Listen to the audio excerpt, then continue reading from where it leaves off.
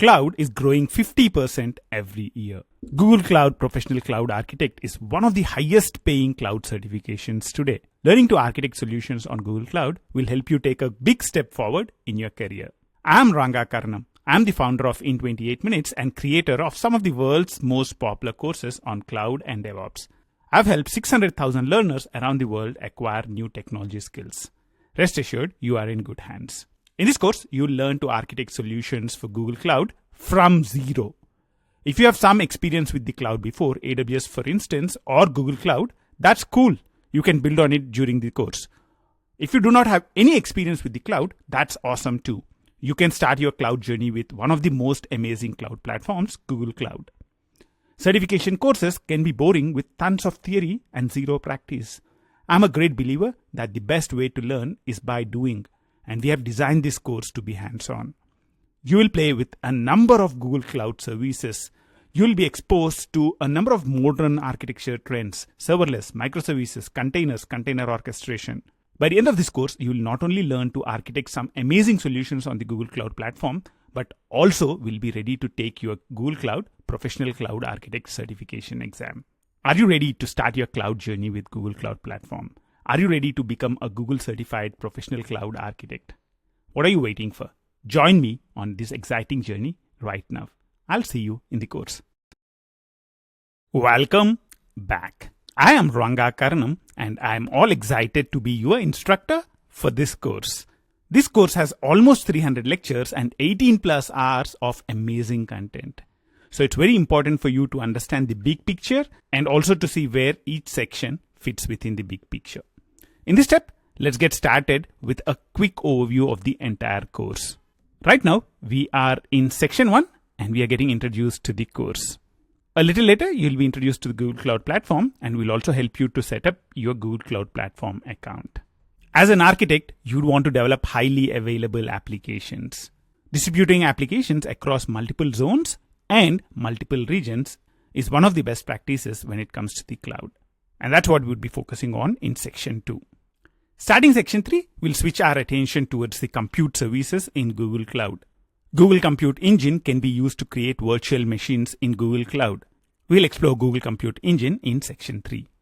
Is it sufficient if you have just one virtual machine? Nope, you'd want a group of them. And that's where you'd go for instance groups.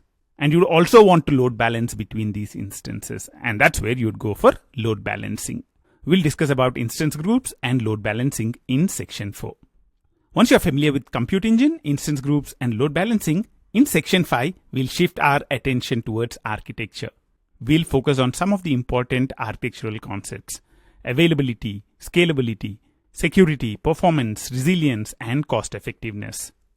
We'll understand how you can build amazing solutions meeting all these requirements using Compute Engine, instance groups, and load balancing. Setting up virtual machines, load balancing, and instance groups manually is a very tedious thing. And that's where we would shift our attention to managed services in Google Cloud. In section 8, we'll be looking at Google Cloud App Engine, which is a fully managed platform which is provided by Google Cloud. You can easily deploy web applications and REST API to App Engine.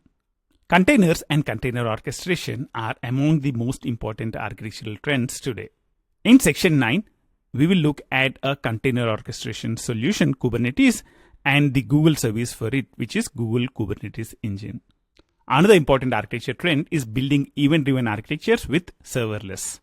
And that's what we'll be exploring in section 10 with Google Cloud Functions. Google Cloud Run offers a very, very easy way to run containers. And that's what we'll be looking at in section 11. Before we get to storage, one of the most important things is encryption. You want to encrypt your data. And the service in Google Cloud to be able to encrypt data is Cloud KMS. After that, we would understand the different types of storages which are present in Google Cloud: block, file, and object storage. And we will explore them in section 13 and section 14. Security is very, very important in the cloud. And in section 15, we will look at Cloud IAM, the identity and management solution in Google Cloud. After that, we would start exploring different databases which are offered by the Google Cloud Platform. We will get an overview in section 16, and in section 17, we'll be focusing on the relational databases, and in section 18, we'll be focusing on the NoSQL databases in the Google Cloud Platform. Now, I could go on for another hour listing all the other services that you would be learning during the course. The important thing for you to understand is that we'll focus extensively on everything an architect should know to create amazing solutions in Google Cloud. We'll look at solutions related to asynchronous communication, hybrid cloud, data warehousing. We'll look at data lifecycle in Google Cloud. We'll look at big data flows, IoT streams, and data lakes. We'll also look at all the process aspects: agile, DevOps, site reliability engineering, release management, compliance, regulations, and cloud migrations. At the end of the course, we'll also look at the architectural best practices recommended by Google Cloud by looking at the Google Cloud Architecture Framework. We'll also review the case studies, which play a very important part in the Google Cloud Certified Professional Cloud Architect exam. In the last section, we will help you get ready for the exam. We'll show how you can register for the exam, how you can test if you are ready for the exam, and also my recommendations on how you should approach the exam.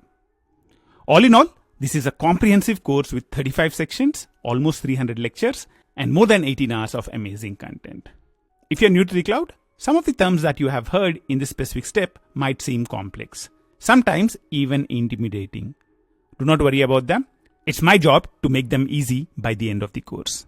Are you ready to get started on this amazing journey to become a Google Cloud Certified Professional Cloud Architect? I'm Ranga Karnam, and let's get started. Welcome back. I'm Ranga Rao Karnam, and I'm excited to be your instructor for this course. Google Cloud Platform has more than 200 plus services. A little later in the course, we'll be logging into Google Cloud Console, and you'll be able to see all the different services which are present in Google Cloud. When I started with Google Cloud a few years back, there were half the number of services which are present right now. So this is an ever-growing list of services that are offered by Google Cloud. This specific exam expects you to have knowledge of 40 plus services. This exam tests your decision-making abilities. Which service do you choose in which situation? How do you trade off between the different architectural considerations, resilience, performance, cost, while not compromising on security and operational excellence? This course is designed to help you make those tough choices. You will not only learn these services, you'll also learn the different architectural considerations. You'll learn what is resilience, what is performance, what is operational excellence, and you'll also understand how to choose the right service based on the different architectural considerations. Our goal with this course is not only to help you become a Google Cloud Certified Professional Cloud Architect, but also to help you design amazing solutions in Google Cloud. We would want you to be able to take the knowledge you gained in this course and apply it in your real-world projects. How can you make the best use of this course? How can you put your best foot forward? This is a very challenging certification. This expects you to understand and remember a number of services. You are human, I am human, and as humans, we tend to forget things over time. If I'm learning something new today, it is highly probable that I'll be forgetting it in a week's time. How do you ensure that you improve your chances of remembering things? Here are a couple of recommendations based on my experience. Number one is active learning. Think and take notes. Whenever you see something interesting in the course, write it down. The second recommendation is to review the presentation every once in a while. Every few days or every week, take a step back, review the presentation and videos, and think about what you have learned. The more you are actively involved with the learning and the more you review, the higher are the chances for you to remember things for a long time. Now, what is our approach to building a great course? To enable you to remember things for a long time, we are taking a three-pronged approach. We have amazing video presentations where we introduce the different Google Cloud services to you. We also have designed a lot of amazing demos where you would be playing with the Google Cloud services using Google Cloud Console and also Cloud Shell, the command line utility. We also have two different kinds of quizzes to reinforce your learning. We have the traditional text quizzes where you have questions, multiple choice answers, and you pick the right one. We also have video quizzes where we discuss the problem, the different solutions, and the different variations that are possible on the solution. By using this three-pronged approach, we think you'll be able to remember things for a long time and you will be doing really, really well at your exam. Now, before we move into the next step, there are a couple of recommendations for you.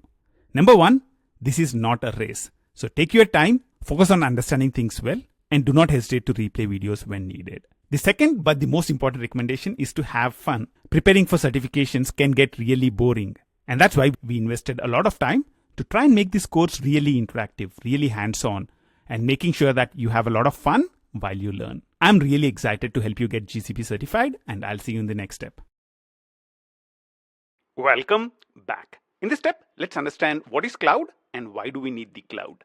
Let's consider a couple of example use cases. Let's start with an online shopping application. What is the challenge that an online shopping application faces? Online shopping applications typically have peak usage during holidays and weekends. For example, during the Christmas period and the New Year period, you'd have a lot of load on the application. And rest of the time, you'll have low loads on the application. Now, what was the solution before the cloud? The solution before the cloud was to do peak load provisioning. What is peak load provisioning? It is to buy infrastructure or procure infrastructure for the peak load. So if this is the peak load you expect, you'd buy infrastructure to support that kind of a load. Now think about this. What would that infrastructure be doing in periods of low load? It would just be sitting idle. Now let's consider another example. Take a startup. What is the challenge that it faces? This challenge is also kind of a good news. The startup suddenly becomes popular, but what do you need is more infrastructure to support the load. How do you handle the sudden increase in the load? What was the solution before the cloud? Again, it was to procure infrastructure, assuming that you would be successful. And what if you are not really successful? All the infrastructure that you bought is wasted. So the typical challenges before the emergence of cloud were the high cost of procuring infrastructure. If you want to buy infrastructure ahead of time, it is very expensive. And it also needs ahead of time planning. Can you really guess the future? Can you accurately estimate the peak load? The other challenge is low infrastructure utilization. You can do peak load provisioning and buy infrastructure for the peak load, but during the rest of the time, the infrastructure is wasted. You have low infrastructure utilization. And you need a dedicated infrastructure maintenance team to maintain this infrastructure. Think about a startup. Can they afford a dedicated infrastructure maintenance team? And because of these challenges, we started moving towards the cloud. Whenever we use the cloud, we are talking about a simple question. How about provisioning or renting resources when we want them and releasing them back to the cloud when you do not need them? This is also called on-demand resource provisioning. If you have high load on your application, if you have huge number of users using the application, you'll provision or you'll rent a lot of resources from the cloud. And once the load goes down, once the number of users on your application goes down, you'll release the resources back to the cloud. You can see that the number of resources you use increases with the number of users who are using the application. And that's why this is also called elasticity. Now, what are the advantages of this approach? You're trading capital expense for variable expense. Instead of investing money ahead of time, you are paying rent. You can benefit from the massive economies of scale. Each of the popular cloud providers have millions of servers, and therefore they can get the best deals from the hardware providers. And because the cloud space is very competitive, the cloud providers pass on that advantage to their customers. That's us. The other advantage is that you don't really need to guess capacity anymore. If the number of users increase, you can provision more servers. If the number of users goes down, you can release them back to the cloud. So you don't really need to guess capacity anymore.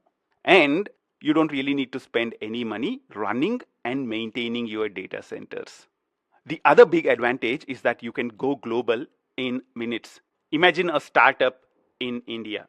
They can easily deploy an application to multiple regions around the world with a click of a button. And that's what cloud enables. We have now looked at some of the important advantages of the cloud. Where does Google Cloud Platform fit in? GCP is one of the top 3 cloud service providers. The other 2 are AWS, Amazon Web Services, and Azure, Microsoft Azure. GCP provides 200 plus services. And over the last few years, GCP has proved to be reliable, secure, and highly performant. It is important to remember that this is the same infrastructure that powers 8 services with over 1 billion users. Some of the most popular Google services like Gmail, Google Search, and YouTube make use of the same infrastructure that GCP provides to us. And one thing I really love about Google Cloud Platform is that it is the cleanest cloud as of today. It is a net carbon neutral cloud. the electricity which is used to run the cloud is matched 100% with renewable energy. We will learn a lot more about the Google Cloud Platform or the GCP as we go further with the course. Now, we go to the cloud because of on-demand resource provisioning, and GCP is one of the top 3 cloud service providers. And our goal with this course is to help you learn GCP. Is there a best path to learn GCP? Whenever we talk about cloud applications, they make use of a number of cloud services. There is no single path to learn these services independently. However, what we have done is we have done a lot of research and worked out a very, very simple path of introducing all these services to you step by step. And that's what we would be doing starting the next step.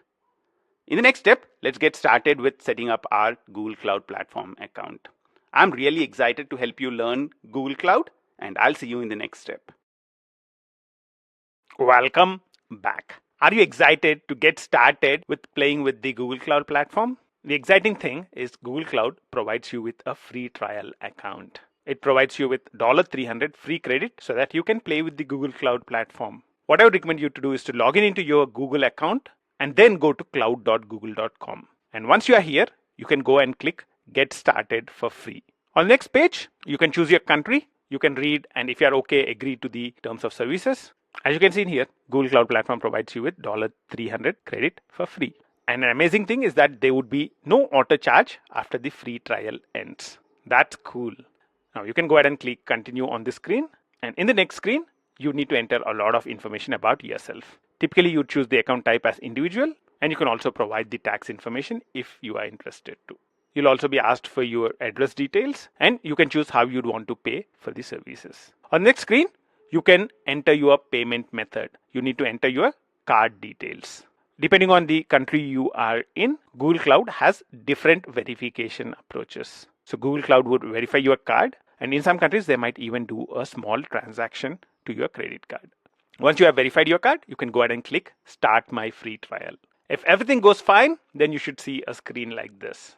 You are now all set to continue playing with the Google Cloud Platform. One of the important things I'll remind you is to ensure that you make the best use of the free trial. Make sure that you learn as much as possible using the free trial account. I'm really excited to get you started with Google Cloud Platform, and I'll see you in the next step. In this step, let's understand why we need regions and zones. What are regions and zones, and why do we need them? Let's consider a simple scenario.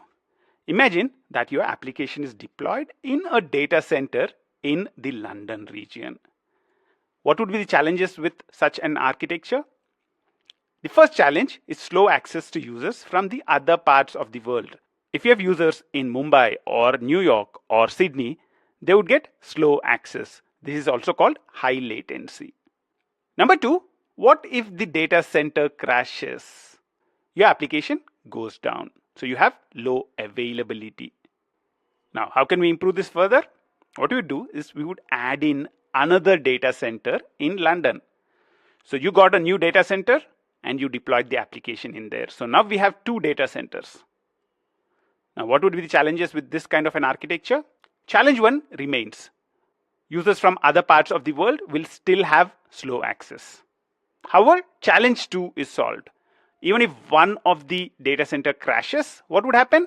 My application would be served from the other data center. So your application is still available from the other data center. Now, let's add in a new challenge. What if the entire region of London is unavailable? What would happen? Your application goes down. Now, how do we improve this?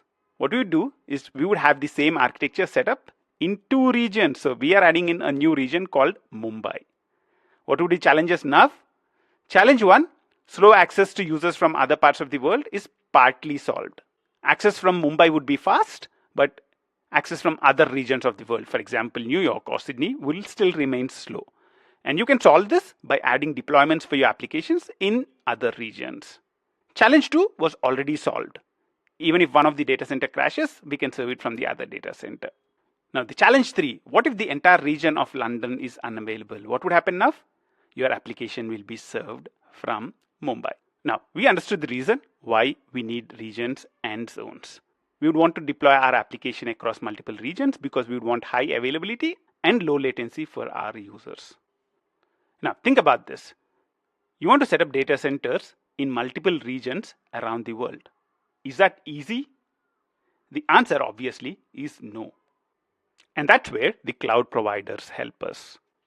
Let's see how GCP helps us to solve this problem in the next step. Welcome back. In the previous step, we talked about the fact that setting up data centers in different regions around the world is not easy. And that's where all the cloud providers, including Google, provide us with regions around the world.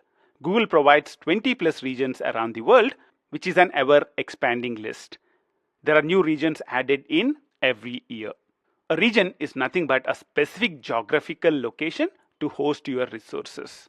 So you can decide that I would want to host my applications in Mumbai region. Or I can say I would want to host my applications in London region or Sydney region. By having multiple regions around the world, Google Cloud makes it very, very easy for you to deploy applications to these regions. The important advantages of having multiple regions around the world is high availability. If you deploy your application to multiple regions around the world, even if one of these regions is down, you can serve the application from the other regions. Low latency. You can serve users from the nearest region to them, and therefore they get low latency. Global footprint. A startup in India might be able to easily deploy application to multiple parts of the world, and therefore it can create global applications. The last advantage is adherence to government regulations. Different countries will have different regulations. For example, let's say US wants the data related to all their citizens to reside within US only. In those kind of situations, I can create a region in US and store data related to US customers only in that specific region. So regions help us achieve high availability, low latency, global footprint, and help us to adhere to government regulations. What is the need for zones?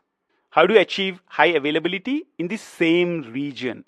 So I would want to deploy my application just in Mumbai region. Maybe there is a government regulation because of which I would want my application only in Mumbai region.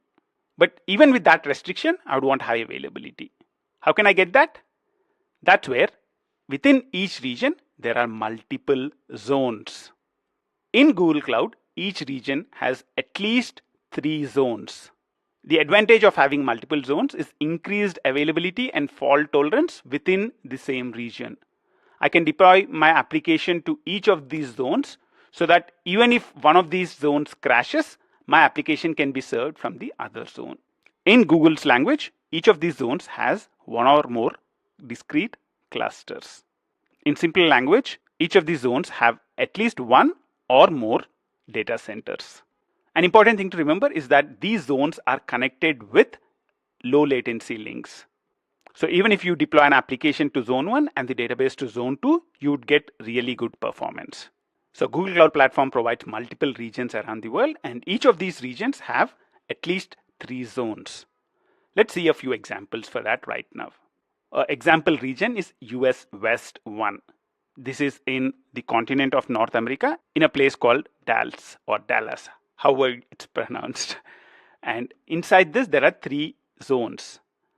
And the zones are named US West 1A, West 1B, and West 1C. Let's consider another example.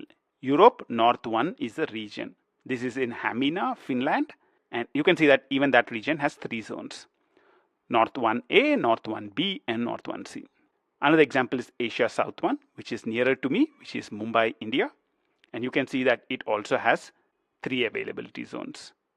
Asia South 1A, Asia South 1B, and Asia South 1C. In this step, we got introduced to the concept of regions and zones in Google Cloud Platform. I'll see you in the next step. Welcome back. Whenever you'd want to deploy applications on premises, you'd create virtual machines. How do you create virtual machines in Google Cloud? The way you can do that is by using the Google Compute Engine, GCE. In this section, we'll help you set up your first virtual machine in Google Cloud. You'll also understand a number of concepts related to compute engines, machine types, machine images. You'll understand what is an internal IP address, an external IP address, and a static IP address. You'll also learn how to automate the setting up of applications using startup script, instance templates, and also by creating a custom image. At the end of this section, you'll also learn how to troubleshoot problems that you face with Google Cloud virtual machines. Are you ready to get started with playing with the Google Compute Engine? I'll see you in the next step. Welcome back. In this step, let's get started with a very important Google Cloud service called the Compute Engine. Whenever you'd want to deploy applications, you'd need servers. And when you want to deploy applications in the cloud, you'd need virtual servers. And that's what Compute Engine enables you to provision in Google Cloud. Let's get started with Compute Engine in this specific step. In corporate data centers, applications are deployed to physical servers. Where do you deploy applications in the cloud? In the cloud, we would rent virtual servers. And virtual machines are the virtual servers in GCP. And how do you provision virtual machines? The service you would make use of is Google Compute Engine. So Google Compute Engine is the service in Google Cloud Platform to provision and manage your virtual machines. Now, what are the features that it offers? It helps you to create and manage the life cycle of virtual machine instances. You can create a virtual instance machine. You can actually start, stop, restart, or terminate a virtual machine instance. You can also implement load balancing and auto scaling for multiple VM instances. If your application is deployed to multiple VM instances, you'd want to have a load balancer to distribute the load between them. And also, you'd want to be able to do auto scaling. You'd want to be able to increase the number of instances based on the load. If you have a lot of users using the application, then you'd want to increase the number of instances. Otherwise, you'd want to decrease the number of instances. Compute Engine also allows you to attach storage to your virtual machine instances. You'd want to run your operating system on a hard disk and connect it to your virtual machine. Compute Engine also allows you to manage the network connectivity and configuration for your VM instances. You'd want to assign an IP address for your VM instance, and you'd want to be able to use the IP address to talk to your virtual machine or to send a request to your virtual machine. So Google Compute Engine enables you to manage the lifecycle of your virtual machine instances. It provides a number of additional features like attaching storage, load balancing, auto scaling, and managing the network connectivity to your VM instances. Now, I'm sure you are getting bored with all the theory that we are talking about. What we'll do in the next few steps is to set up a set of VM instances as a web server or a HTTP server, and we would want to distribute load between them using load balancers. In this quick step, we were introduced to what is a compute engine. Google Compute Engine is a service which enables you to create virtual machines in GCP, and it provides you with a number of features. Let's start playing with Google Compute Engine, starting the next step. Welcome back. Let's start playing with Google Compute Engine in this specific step. What we do is we'd create a few VM instances and play with them. In addition to that, we would check out the life cycle of these instances. Basically, we would try and start, stop, restart, and try a variety of operations that you can perform with them. And also, we would use SSH to connect to the virtual machine instances. We would SSH into the virtual machine instances and try and run a few commands. Let's start with creating a few virtual machine instances. And to be able to do that, let's go to Google Cloud Web Console. You can go over and type in the URL cloud.google.com. And over here, you can click console, which is present in here. So this is the web console, or it's just called the console. This is kind of the web interface where you can play with all the resources that you provision as part of your Google Cloud Platform. If you're coming here for the first time, and if you're still in the free trial, then you should see a message like this. What I would recommend you to do is to click dismiss. And now you should not see that message anymore. When you log into Google Cloud Console, you should see the dashboard page where you'd be able to see the project information. You'll be able to see the different resources that are part of this particular project and the different APIs and the requests related to them. Let's not worry about all this stuff. What we are really interested in for now is creating a compute engine. So I can type in compute engine in here. So over here, you can go to compute engine. If this is the first time you are using Compute Engine, then this page would take a little while to load. It might take about 5 minutes before you'd be able to see the create button in here. So we are making use of the Compute Engine service, and we would want to create a VM instance. Let's go ahead and say create. There are a lot of details that you need to provide to create a VM instance. On the next screen, we can fill the details. The first one is the name. So I'll give a name as my first VM. Whenever we create resources in Google Cloud Platform, we can associate labels with them. Labels would be, let's say, the environment, for example. So let's say this is the dev environment for me. So I'll add a label called environment dev. You can also add labels for business unit. So let's say the business unit which it is related to is sales. So you can add different labels indicating more information about the VM. I'll go ahead and say save in here. So we have added in a couple of labels, environment dev and business is sales. Next, we have to choose the region and the zone. I would recommend you to take the defaults. The default which is suggested for me is US Central 1 region and US Central 1A as the zone. After choosing the zone and the region, what you need to choose is the hardware you would want to run your virtual machine on. That is called the machine configuration. Google Cloud Platform provides you with a number of machine families which are optimized for different kinds of applications. You'd see general purpose, which are machine types for common workloads, optimized for cost and flexibility. If you go to compute optimized, you'd see high performance machine types for compute intensive applications. There are also memory optimized. So these are large memory machine types for memory intensive workloads. So based on the application that you are going to run, you can choose the specific machine family that you would want to use. For now, let's choose general purpose and stick with the defaults which are suggested. And if you go further down, there is one more important choice. What operating system you would want on your virtual machine. The way we choose that is by choosing the image. If you click change, you'd be able to see all the different images that are made available by Google Cloud. So you'd see that there are images related to different operating systems that are provided. So you can see Debian, Red Hat Linux, you can see Ubuntu, Windows Server, and a lot of other options. For now, let's choose the default, which is Debian. Let's stay with that and let's say cancel. If you scroll a little down, you'll also see something called a firewall configuration. As we discussed earlier, we would want to run a HTTP server on the virtual machine. And we would want to allow HTTP traffic so that somebody from outside can access the application which is running on your virtual machine. And that's the reason why you would want to allow HTTP traffic. So in the firewall, you can click allow HTTP traffic. So basically what we have done until now is we gave the virtual machine a name, we attached a few labels with it, and we chose the default hardware, which is nothing but a machine family, and we chose the default software, which is nothing but the image which is used to create your VM. Other than that, we enabled the firewall to allow HTTP traffic. Now, if you scroll a little bit to the right, you can see the costs involved as well. You can see that running this for a month would cost me around $24.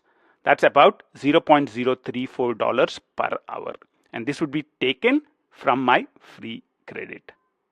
One of the important things I would recommend you to do is to play with it and immediately stop the instance that you create. Your free credit is very, very valuable and don't waste it on keeping the instances running. So let's go ahead and create it for now, and immediately as soon as our demo is done, let's go ahead and stop or terminate the instance. So let's go ahead and create the instance right now. So I've started creating the instance. The creation of the instance would take a little while.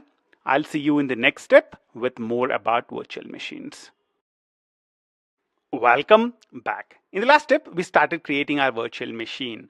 And while the creation of the virtual machine is in progress, let's discuss a few important things about the virtual machines that we created. There are a couple of important choices that we made when we created our virtual machines using the Google Compute Engine. Number one is what is the hardware. Number two, what is the operating system and the software that you'd want on your specific virtual machine. Let's start with the first decision that we made. What is the hardware that we would want our virtual machine to run on? When we talk about the hardware of a virtual machine, there are two important things that you need to understand. One is the machine family and two is machine type. Different machine families are present for different types of workloads. The general purpose is the one which is recommended for most workloads. This provides the best price performance ratio. So if you'd want to run a web application or a simple application server, or if you'd want to create a small or medium-sized database, or if you'd want to run your dev environment, in those kind of situations, you can go for general purpose family. If you have ultra high memory workloads, you want a lot of RAM to run your applications. In those kind of situations, you can go for memory optimized families. Examples are when you'd want a large in-memory database, or if you'd want to perform analytics in memory. The other kind of use cases are compute intensive workloads. And for these kind of use cases, you'd go for compute optimized families. For example, if you have a gaming application that you'd want to run, you need a lot of CPU. And in those kind of situations, you would go for compute optimized families. So the first choice you're making is based on the type of application you'd want to run, you're deciding the machine family. Once you choose the machine family, you need to choose the machine type. How much exact amount of CPU, memory, or disk do you want? For each of the machine families, there are a number of machine types. Earlier we saw E2 was a machine family. And for E2, there are a number of machine types. E2 standard 2, E2 standard 4, E2 standard 8, 16, and 32. Let's take one of them, E2 standard 2. E2 here represents the family, machine type family. Standard indicates the type of workload that you'd want to run. And 2 here indicates the number of CPUs. You can see that E2 standard 2 has 2 vCPUs. E2 standard 4 has 4 virtual CPUs. E2 standard 8 has 8, and so on and so forth. The other thing you can observe in here is that the memory, disk, and networking capabilities increase along with the virtual CPUs. So if you go for a larger machine type, you have higher amount of memory available for you, and also the disk and the networking performance also will be better. Over here you can see that the memory increases as the number of vCPUs increase. So that's the first choice. What is the hardware you'd want to run your virtual machine on? We would first choose the machine type family, and then we would choose the specific machine type. And the second question is, what is the operating system and what is the software we would want on a virtual machine instance? That's what we decide by choosing the image. There are 2 types of images that are present in Google Cloud. One is the public image. Earlier, we chose Debian as the image to create our virtual machine. That's an example of a public image. These public images are maintained by Google or open source communities or by third-party vendors. The other kind of images are custom images. These are images created by you, which are customized by you for your specific projects. The important takeaways until now are: you choose your hardware by deciding your machine type. You choose your software by deciding your image. Now let's go back to our virtual machine and see if it's ready. When I go to the VM instances, I can see that my virtual machine is up and running. That's cool. You can also see that it's created in a specific zone, US Central 1A, and you can see that there is an internal IP and an external IP which is assigned. The external IP is the one which we can make use of to talk to this virtual machine from the internet. You can also SSH into the virtual machine by using this button which is present in here. Other than that, if you click this specific thing, you can see the different operations that you can perform on the virtual machine instance. You can see that you can stop the virtual machine instance, or you can suspend it. Suspend is basically like a pause, so you can pause it and resume it, or you can reset. Reset is nothing but a restart, so the instance would be stopped and restarted immediately. You can also delete the instance. For now, what I would want to do is to SSH into it and run a few commands. What I would do is I would click SSH. When I click SSH, I can see a notification that pop-up windows are blocked. SSH would actually open as a pop-up window, and that's the reason why I would need to enable pop-ups. And once I enable pop-ups, I'd be able to SSH into the VM instance. Let's say connect. If you're having any problems with launching up the virtual machine, I would recommend you to also try with Google Chrome. Now I'm able to SSH into the virtual machine, and over here I can run a few commands, but the font size is very, very small. So what I can do is actually go in here and actually change over. So I'll change the current color theme to light, and I would actually change the text size to largest. Cool. You'd be able to see this much more clearly, I guess. And now I can go in here and type in a command. Who am I? You can see my username is printed in here. Let's print the current working directory, pwd. It's showing the current working directory. Let's list all the files which are present in here. ls, you can see that there are no files present in this specific directory. In this step, we launched up our virtual machine and we were able to SSH into it. Let's play with it furthermore in the subsequent step. Welcome back. In the last step, we launched up our virtual machine and we were able to execute a few commands on it.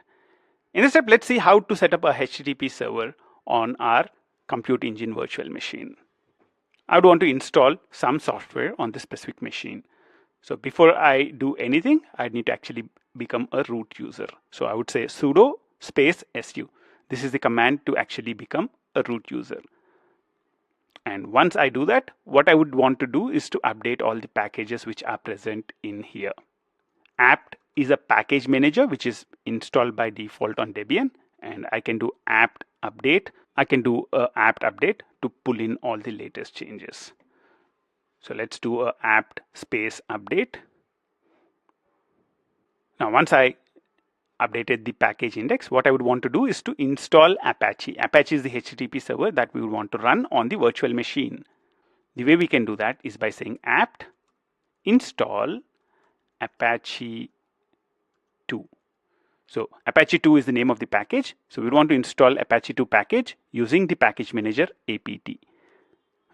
Let's press enter. So you can see that it's providing us with a little bit of information about the Apache package. It is showing what would be installed, how much memory it would need, and it's asking us, do you want to continue? And I would say yes.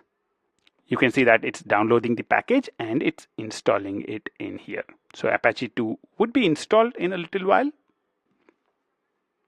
It took about a minute to install Apache service, and at the end of it, the Apache service is now installed.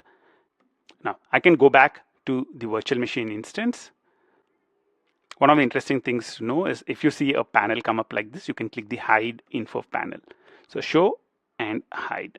So when you select a specific virtual machine, you can click show info panel. It would show information about that specific virtual machine. And if you want to hide the info panel, you can actually hide it as well. That might be useful as you play with the console a lot more. We have launched up Apache server and we want to look at the page behind that. The way we can do that is by clicking the external IP. So you can go in here and click the link to the external IP, and you should see the home page of Apache 2 Debian come up. Over here you'll see a lot of information about configuration of Apache, and you'd see that the default Debian document root is this specific folder. Now we would want to customize this page. So instead of this page, we would want our own page to come in here. How can we do that? That's where we would want to customize something present in this specific directory. So I'll copy this directory path from here. So /var/www/html. So I'll say ls /var/www/html. Make sure that you don't have a dot or anything in there, and you can press enter. And you can see that there is an index.html file which is present in here. And that's the index.html where we want to put our content in. Echo, and let's say hello world, and I would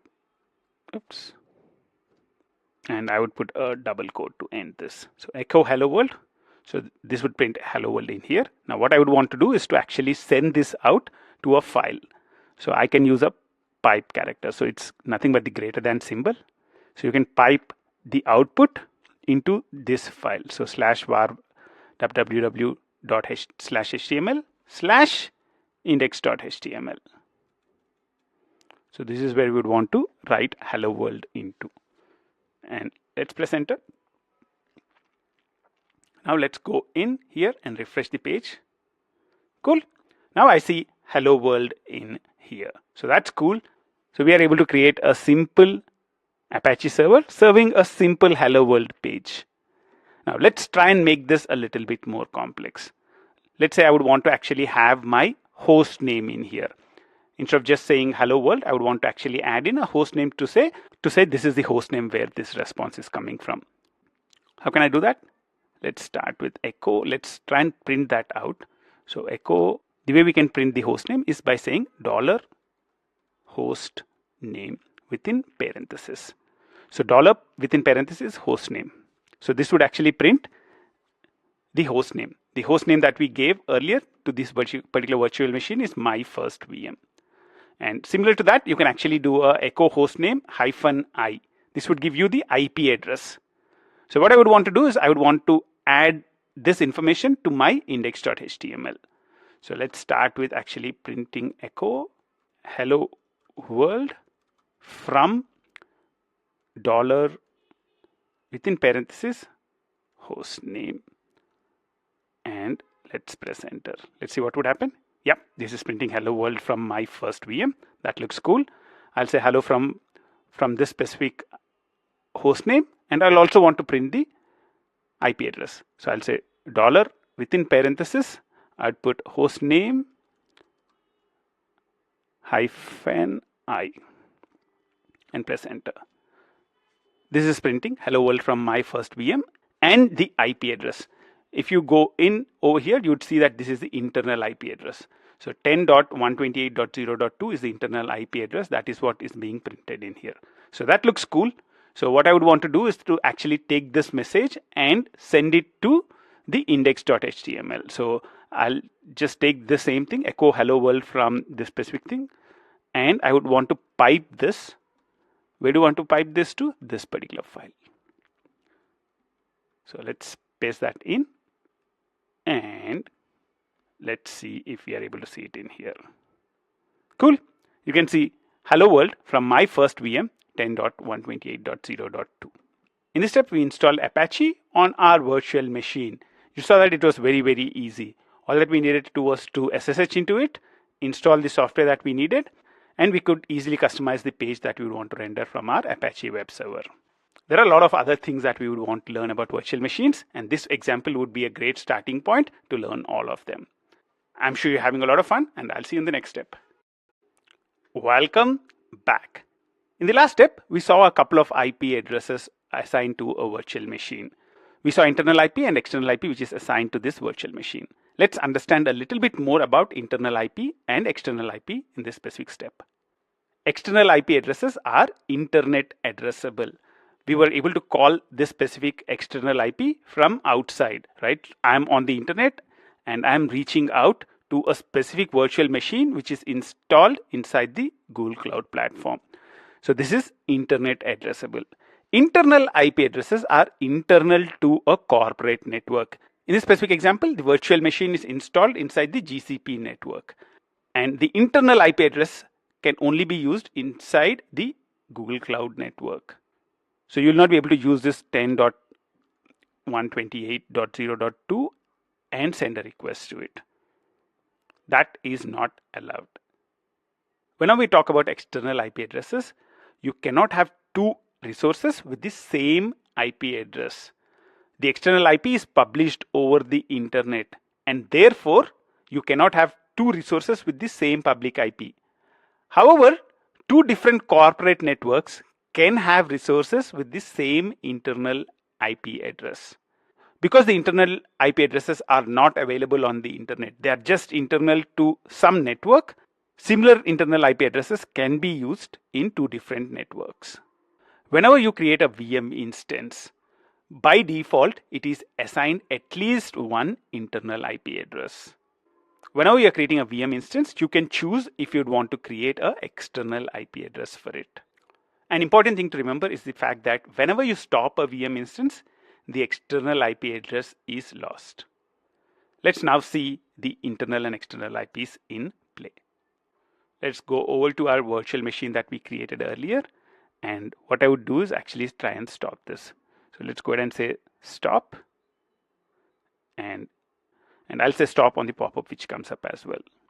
Before we stopped, this virtual machine had an internal IP and an external IP. Let's see what would happen when it stopped. You can also note down the external IP. Right now it's 34.123.6.112. You might have a different external IP, but make sure that you note it down. Let's wait for the VM to be stopped. Let's try and refresh this. Cool. It took a little while, about a minute or so, And after that, my virtual machine is stopped. And when the virtual machine is stopped, you can see that it is still assigned an internal IP. However, there is no external IP which is assigned to it. Now what I would do is I would go in here and say start or resume. And I'll say start over here as well. Let's see what would happen. Cool. I can see that the starting of the virtual machine is successful and it is assigned a different external IP. Earlier, this was the external IP I made use of 34, 123, 6 and 112. And if I actually refresh that right now, you'd see that I would get a page not found or I would get some error because the external IP is now changed. You can see that my SSH connection is also not working.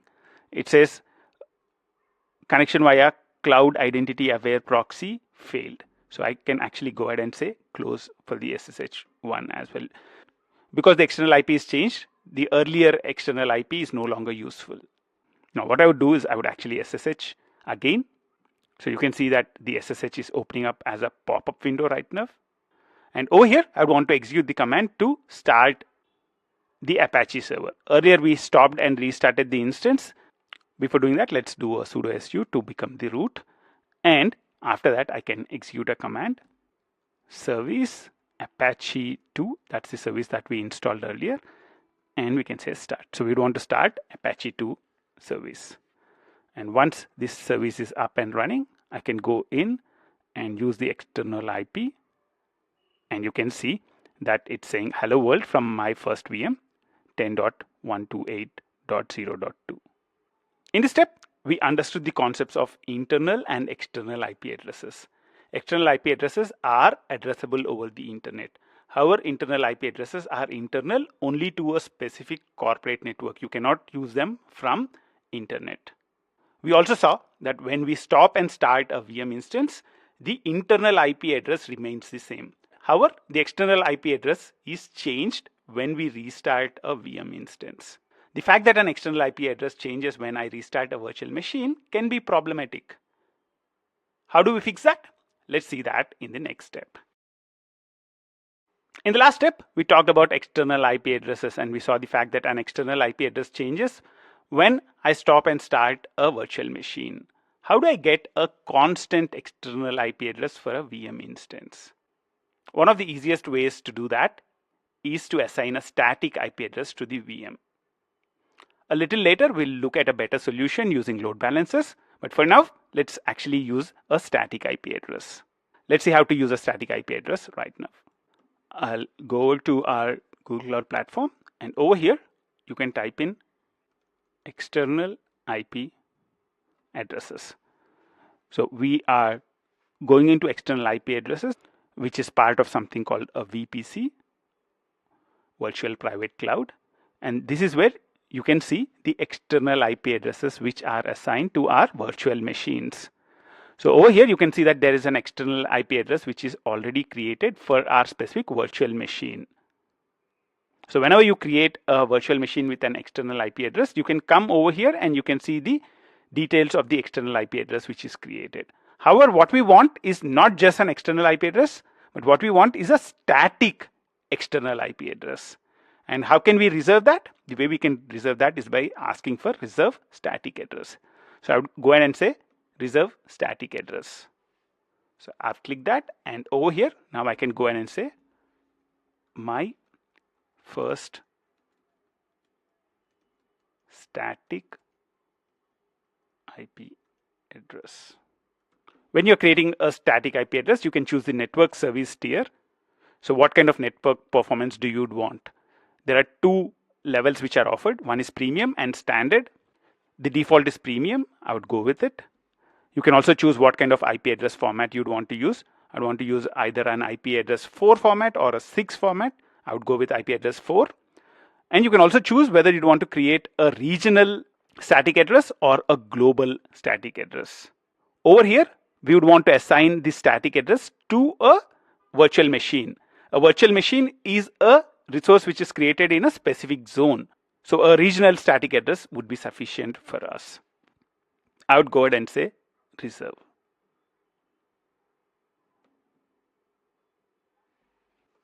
Now this would actually create a static address, and you can see the type in here. So by default, whatever external IP address is directly assigned to a VM is ephemeral. Ephemeral means it changes.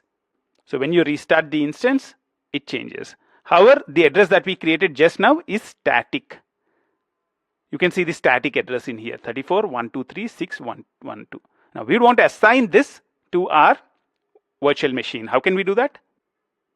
If you actually zoom out a little, the change button is well hidden by Google Cloud. So you'd see a button called change in here. So on the static IP address, if you zoom out a little, you should see a button called change in here. And that's the one which you need to click to change the IP address. And I'll go back to the normal zoom. And over here, I can actually attach it with a VM. I would say my first VM. And I would say, okay. So you'd see that static IP address is now assigned to the VM instance. And when you refresh, you'd see that the ephemeral address is automatically released. So when I assign a static IP address to a VM instance, the earlier IP address which was assigned to it is automatically removed. So if I actually refresh this, this is the earlier IP address which was assigned. This was the external IP address which was ephemeral. And you can see that this does not work anymore. And now I can actually use the static IP address. So I can take the static IP address and I can use that. And the amazing thing about this static IP address is if I go back to instances, for example, let's go back, type in VM instances. And let's go back to our Compute Engine VM instances. And over here, let's say I go in here and I'll say stop.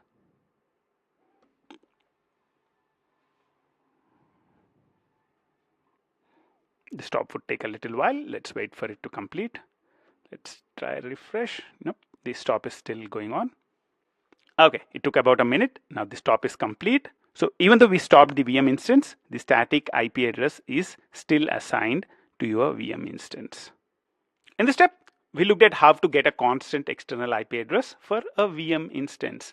The solution was to use a static IP address. We saw how to create a static IP address and how we can assign it to a VM instance. Let's talk a little bit more about static IP addresses in the next step.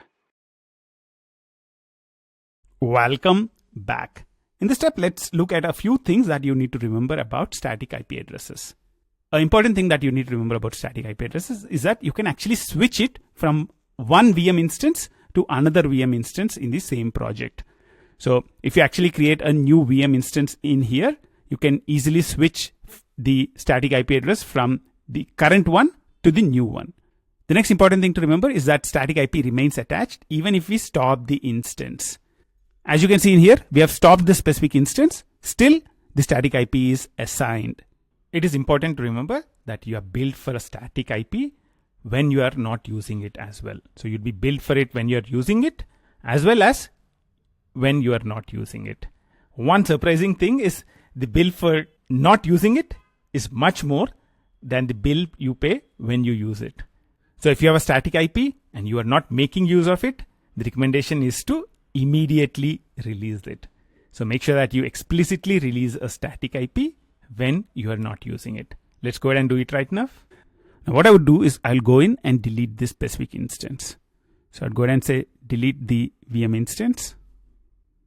When I refresh the VM instances, I don't really have a VM instance. Now if I actually type in external IP addresses and go in to a VPC network, you can see that the static address is still available. So this static IP address right now is not used by anybody. And this is the kind of scenario when you would be billed for it. And that's the reason why the best practice when it comes to static IP addresses is to go ahead and release them. So I'll select this and go ahead and say release static IP address. So whenever you're not using a static IP address, the best practice is to go ahead and release it, because you'd be billed for it if you're not using a static IP address. So make sure that you actually explicitly release a static IP when you're not using it. In this step, we learned a little bit more about the static IP address. I'll see you in the next step. Welcome back. In the last few steps, we created a virtual machine. We installed an Apache HTTP server on it. However, There are a lot of steps in creating a VM and setting up the Apache HTTP server on it. How do you reduce the number of steps in creating a VM instance and setting up a HTTP server? In the next few steps, we'll explore a few options to do that. The first one is startup script. We want to run a script on the startup of a VM machine to automatically install the Apache server. The next option is an instance template. The last option we would explore is a custom image. In this step, let's get started with the first option, which is a startup script. How can we use a startup script to set up an Apache HTTP server on the start of a VM instance? The process of installing any software or installing OS patches when a VM instance is launched is called bootstrapping. Whenever you are launching up a virtual machine, you want to be sure that it is secure. How can you be sure that it's secure? You want to ensure that all the OS patches, the latest ones, are also applied. And one of the options to be able to do that is to use a startup script. In the virtual machine, you can configure a startup script to bootstrap. Let's now see a simple demo using the startup script. So let's go back to our VM instances. VM instances compute engine is where we are heading to. And we don't really have any virtual machine instances right now. That's cool. Let's go ahead and say create. And over here, I'll call this my VM with startup script. And I'll choose the defaults for most of the things. I want to allow HTTP traffic. So firewall, allow HTTP traffic. And I would want to install some software on launch of the VM machine. And for that, we would need to configure startup script. And to be able to do that, we'll click this management security disk networking sole tenancy. It would open up a few tabs. We will talk about these tabs a little later. For now, we would want to focus on the startup script. So if you scroll little down in management, you would see startup script. You can choose to specify a startup script that will run when your instance boots up or restarts. Startup scripts can be used to install software and updates and to ensure that the services are running within the virtual machine. And as part of our startup script, what do you want to do? We want to do an apt update, and then we want to install Apache 2, and then we want to set up a simple page. The exact script to use is also present in the previous step. So if you want, you can actually copy it from there or from the PPT. So I'll go to the startup script and paste this in. So over here in the startup script, we want to use bash. And we are saying apt update, and we are saying apt-y install Apache 2. When we install Apache 2 without using -y, it would ask a question. Do you want to go ahead and install Apache 2? And we don't want a question to be asked. That's why we add in an option -y, and the echo is the same as what we had earlier. So now let's go ahead and say create. The two things that we have customized is, number one, we enable HTTP access in the firewall. Number two, we configured a startup script. The instance is launched up. What I would recommend you to do is to actually give it a couple of minutes. So even after the instance is ready, it would take a couple of minutes for all the software installs to happen, because we are installing a few things on the launch of the virtual machine. So give it a couple of minutes and then actually click the external IP. And then you'd see something of this kind. Hello world from my VP with startup script 10.128.0.3. And this is the internal IP that matches in here. In this step, we looked at how to automate installation of OS patches or any software that you'd want to install when you'd launch a VM instance. We did that using startup script. As far as the exam is concerned, remembering about startup script is very, very important. Welcome back. In the last step, we played around with startup script and we simplified the installation of a HTTP server on a virtual machine. However, let's say I would want to create another instance. What I would need to do? I would need to go in, choose the hardware, choose the software, and then configure the startup script, then enable HTTP firewall, and then go ahead and create the instance. How can I avoid that? How can I create my instances even more easily? The question to ask is, why do we need to specify all the VM instance details, for example, image, instance type, startup script, and everything else whenever you launch an instance? How about creating an instance template? When you create an instance template, you can define the machine type, the image, labels, startup script, and a lot of other properties related to your virtual machine. And you can use that template to launch your virtual machines thereafter. So this is used to create virtual machine instances, and a little later we'll also look at something called instance groups. You can launch a group of virtual machines. You can use instance templates to launch individual VM instances or a group of EM instances. One important thing about an instance template is that it cannot be updated. Once you create an instance template, you cannot change it. What you can do is actually make a copy of the existing template and change it and create a new version of it. Another feature that is present with instance templates is instead of specifying a specific image, you can also specify an image family. When you specify an image family, the latest non-deprecated version of that specific family is used. Let's now try and create an instance template and create a couple of VM instances. How can I create an instance template? I think that's very easy, right? I can go to instance templates and create it. Now, before that, what I would do is I would go into the instance which is already running and copy the startup script for it. So if you scroll down and go to the metadata part of it and go to custom metadata, this is where you can see the startup script. What I would do is I would want to use this startup script. So I'll copy this. You can also copy it and paste it to a text file so that we can reuse it multiple times. I would go to now instance templates, and we want to create an instance template. So create new instance template. I would call this my instance template with startup script. You can see that I don't really need to specify a region or a zone when I'm creating an instance template, because instance template can be used to create resources in different regions and different zones. That's the reason why we don't need to configure a region or a zone. I'll choose the default machine type, which is recommended. I'll choose the default boot disk, which is recommended. And I'll say allow HTTP traffic. And I'll go into management, security, disks, and networking. This would be the same as what we would have when we configure a virtual machine. And over here, I would go and configure a startup script. So this is the same thing that we configured earlier. And let's go ahead and say create. There is no cost associated with creating an instance template. However, when we create instances using the instance template, then we would need to pay for it. Now let's try and create an instance with this specific instance template. All that I need to do is to click this and say create VM. And on the next page, you would see that all the details that we configured earlier are pre-populated. You can choose the region and zone. However, you'd see that all the things like machine configuration, the boot disk, these are pre-populated with the values we chose when we were creating the template. You can see that the firewall is automatically configured to allow HTTP traffic. And if you click on management, you'd see that the startup script is already populated in here. You can customize this further if you want, but ideally what you need to do is to use an instance template and then directly go ahead and create an instance. You can see that now a new instance is being created using the instance template.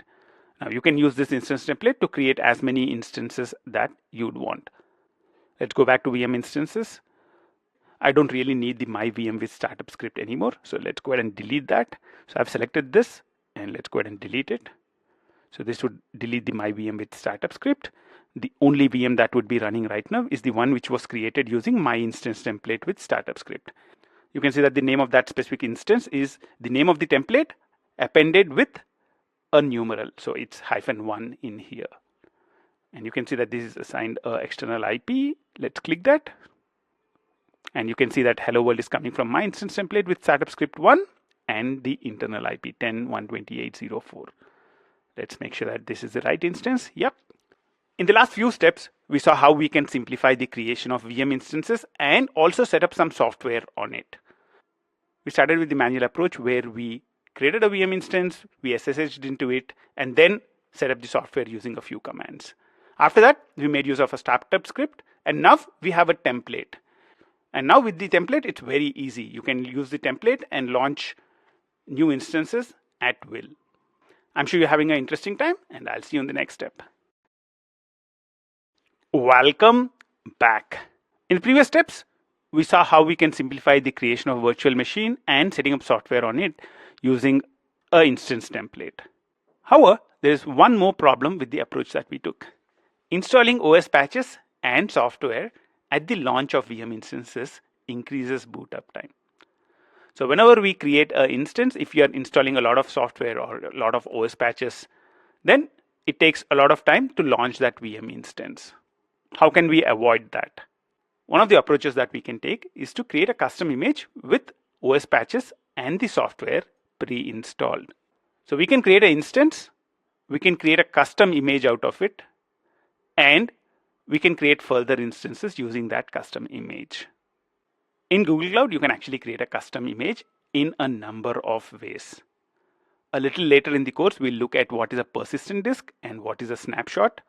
Whenever we attach a hard disk with the instance, what we are attaching is a persistent disk. And a snapshot is nothing but a copy of a persistent disk. You can create a custom image from either a VM instance, a persistent disk, a snapshot, another image, or a little later we'll also talk about cloud storage. Cloud storage is an object storage which is provided by Google Cloud. You can also store a file in cloud storage and create an image from it. We'll discuss this a little bit more when we talk about persistent disk and snapshots. For now, what we would do is we would actually create an image from an existing compute engine instance. Once you create a custom image, you can actually share it across projects. Google Cloud also provides the feature to deprecate old images. So whenever you create an image and let's say over a period of time it has become an old image and you don't want anybody to use it, then you can mark it as deprecated. Along with marking it as deprecated, you can also say this is the new recommended image. So the recommendation is whenever you are creating a new custom image and the old one is outdated, go ahead and mark the old one as deprecated.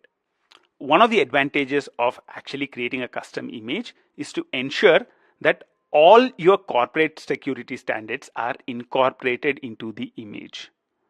What you can do is you can actually create a VM instance which adheres to all your corporate security standards, and from that you can actually create an image.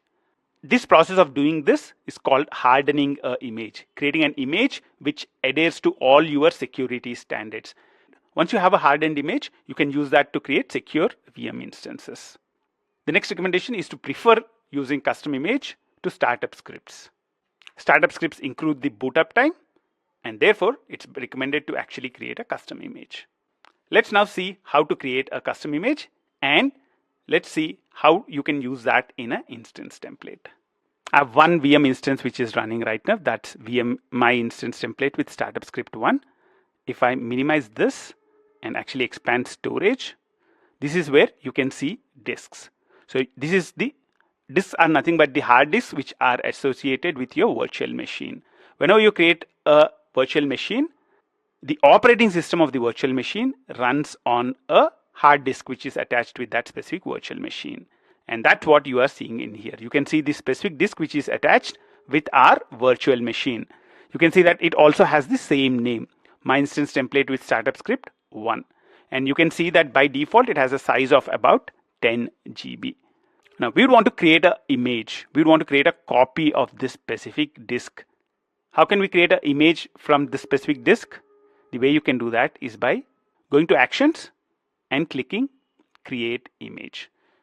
So we'd go ahead and say create image. You can see that the source of this specific image is a disk. The name of the disk is present in here. And if you scroll down, you can also choose the location. Do you want this image to be stored multi-regionally or regionally? If you expect this image to be used in other regions, then you can go with multi-regional.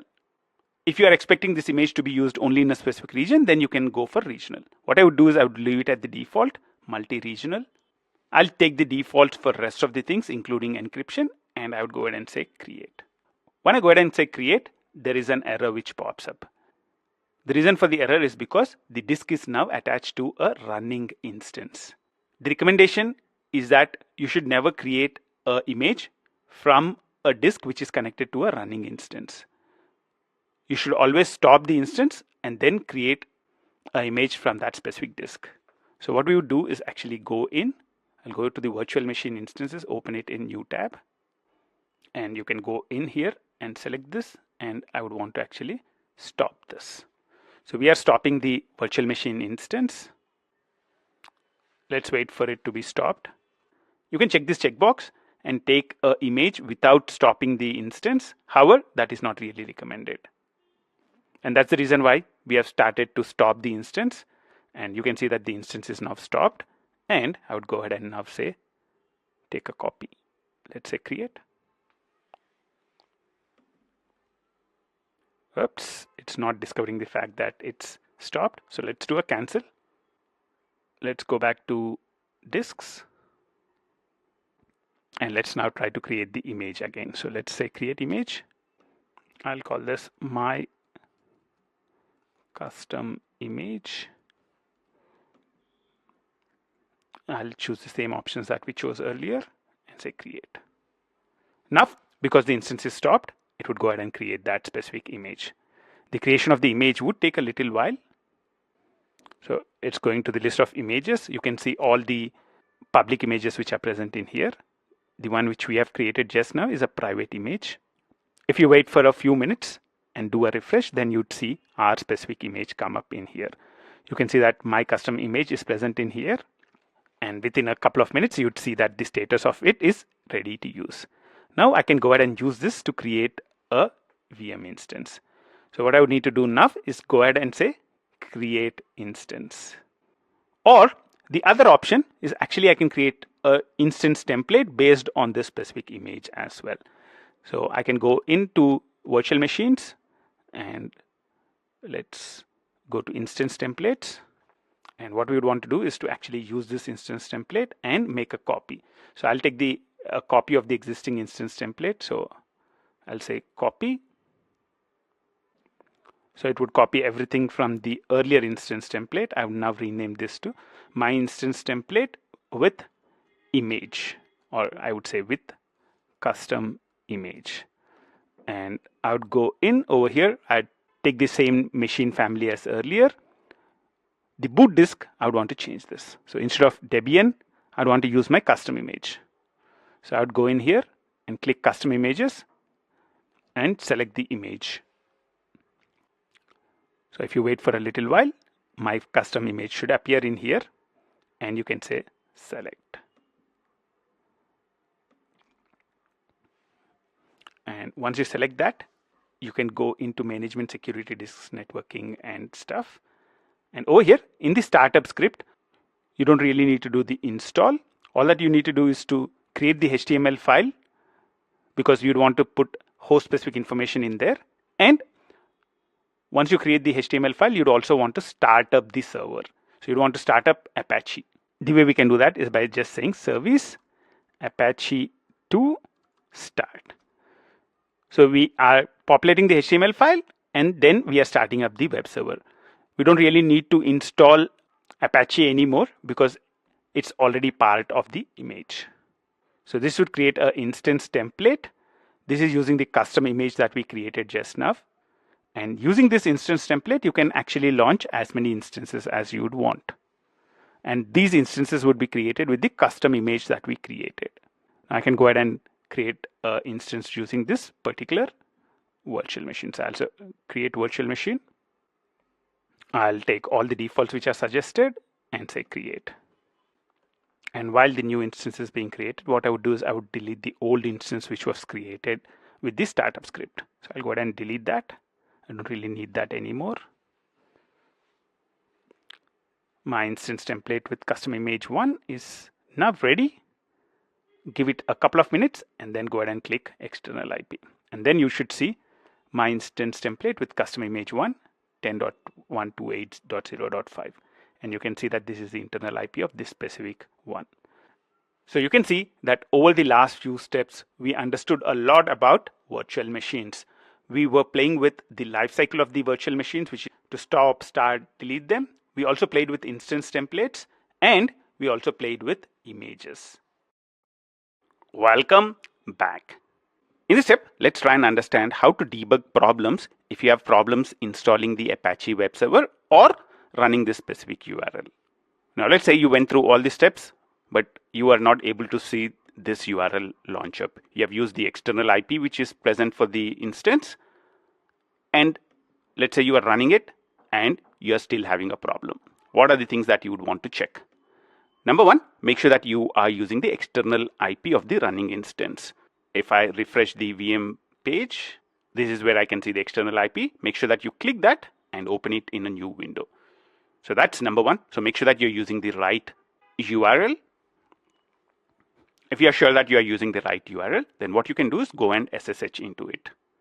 Make sure that you are able to SSH into it.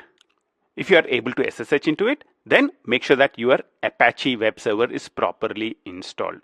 I can do an ls and look at /var/www/html. So ls/var/www/html. And what do I see? I see a index.html file which is present in here. Now, I would want to see what is the content which is present in this specific file. So I'll say cat/var/www/html/index.html. What would it show? It shows the content of this specific file. You can see that the content of this specific file is what I am seeing on the web browser. So make sure that this file is present and it has the right content that you'd want to see. Once you make sure that the file is there and the content is fine as well, what you can also do is to make sure that the Apache service is started up fine. So you can type in service Apache 2 space start. Before we'd be able to do a service Apache 2 start, I would actually need to do a sudo su. So I would do a sudo su, and then I would do a service Apache 2 start. And this would ensure that the Apache server is also started up. And after this, you can actually go and check if your URL is working. If your URL is still not working, there is one more thing that you can check, which is to click this VM instance. So open the VM instance up. And if you scroll further down, you should see firewalls. And in the firewalls, you should see allow HTTP traffic checked. If you don't see this checked, then you can actually edit this and check that. So if you say edit, you can go in here, check this checkbox, and make sure that you save it. Once you save the VM instance, you can go and click the external IP of it, and you should see the page come up. In this video, we looked at how you can debug problems with installing the Apache web server on a VM instance. I'm sure you're having an interesting time, and I'll see you in the next step. Welcome back. Let's take a step back and look at the entire interface which is offered by Google Cloud Platform Web Console. This is also called just the console. Whenever people say console, then they're referring to this specific thing. And over here, the most important thing is the pencil which is present in here. You can go in here and access the different services which are present in here. The other way you can access the services is the way we have been doing until now. So let's say I would want to access Kubernetes engine. I can type in Kubernetes in here. Or I can go to the pencil and I can navigate to Kubernetes. It would be under compute. And then I can go in and access that specific service. The interesting thing about using the pencil is that whenever you'd want to actually mark anything as favorite, you can actually pin it. Maybe I'll be playing with Compute Engine a lot. Then I can go ahead and pin this. So then what would happen is Compute Engine would come up in here. So when I click my navigation menu, I can see Compute Engine right at the top. So if you're playing with any service a lot, then you can make use of this feature and you can directly access your VM instances. Now, let's see what's under Home. Under Home, you can see Dashboard. Dashboard is the screen which we saw when we first came to Google Cloud. It contains the project information. It contains different APIs that we are making use of. You can see that we are making use of a lot of API calls. Whenever we create resources, a lot of APIs are called, and that's the resources that we are seeing in here. Over here, you can also see this current status of the Google Cloud Platform. You can see that all the services are normal right now. You can also see the billing information. And if you scroll down, you'll also see a lot of information around monitoring and error reporting. Another thing you'd see in here is activity. If you go to activity, you'd see a lot of information about what you have been doing until now. So over here, you can see that I have been doing a lot of activities, creating and deleting VMs and playing around with them. So you can see that, and if you want, you can go ahead and filter among the activities. So you can go to the activity type and select what kind of activities you are interested in. Configuration, data access, development, or monitoring. You can also choose which type of resources you'd want to focus on. You can see that almost 75 different types of resources are selected in here by default. You can choose whichever one you'd want to look at. The last tab which is present in here is recommendations. Google Cloud would automatically analyze your cloud usage, and if they have any recommendations, they would show them in here. As of now, as you can see, there are no recommendations for me. Other than that, if you click the pencil and go on the left hand side, you can see all the services which are present in here, right? So you can see compute services. You can see compute services on the left hand side, a lot of them in here. You can also see you can see storage services, database services. You can see the networking services which are present in here. And there are also other services to support your operations. And there are a few tools. And you'd also see services to help you with big data and artificial intelligence. As you can see in here, this is the project which we are working in, my first project. If you want, you can actually create a new project and create resources under that specific project as well. For now, let's keep using my first project, which is the default project which was created for us. Other than that, in the top menu, you can also see your free trial status. If you click this, you can see how much of your free trial credit is remaining and how many days are remaining in your free trial. You can get help by clicking this question mark in here, and if there are any notifications, you can see them in here. There are notifications created whenever you create or delete or update an instance. There will be notifications created for that. And you can click this 3 dots in here to look at a few more settings. If you go in here and go over to project settings, you'll be able to see the settings for our current project. The idea behind this step was to quickly navigate around and play around with the Cloud Console so that you are familiar with it when you keep using it during this specific course. What I'll do now is I'll go ahead and click dismiss over here, and I'll see you in the next step. Welcome back. In this step, let's look at a few scenarios related to Compute Engine. Let's get started with the first one. What are the prerequisites to be able to create a VM instance? Until now, in this course, we are making use of the default project which is present in here. We made use of the My First project. This is created by default for us. A little later, we'll also see how you can actually create new projects. The second important thing is a billing account. Whenever you are provisioning resources in the cloud, you need to pay for them. And in GCP, you pay for your resources by using a billing account. So you have a project, and the project should be associated with a billing account. Earlier, when we were creating a Google Cloud Platform account, we provided our credit card details, and those details are used to create a billing account for us. If you type in billing account in here, you can go over to the billing accounts which are present already. So you'd see that there is a default billing account which is already created for us. It's called the My Billing account, and you can see the overview of the billing account and also the payment overview in here. If you are in a free tier, then most probably your balance would be 0, and you can also see the card you have configured in here. The third important thing is Compute Engine APIs should be enabled. Whenever you're making use of a Google Cloud service, the APIs for them should be enabled before we create resources using that specific service. If I'm creating a Compute Engine virtual machine, the Compute Engine APIs should be enabled. If I type in Compute Engine APIs, so you can see this is the Compute Engine API which comes up. If I go in there, we have already enabled this when we were creating the first virtual machine. However, if you go to a new project, if you create a new project and go to it, you'd see that the API would not be enabled by default. Before we create the virtual machine, you need to go and enable that.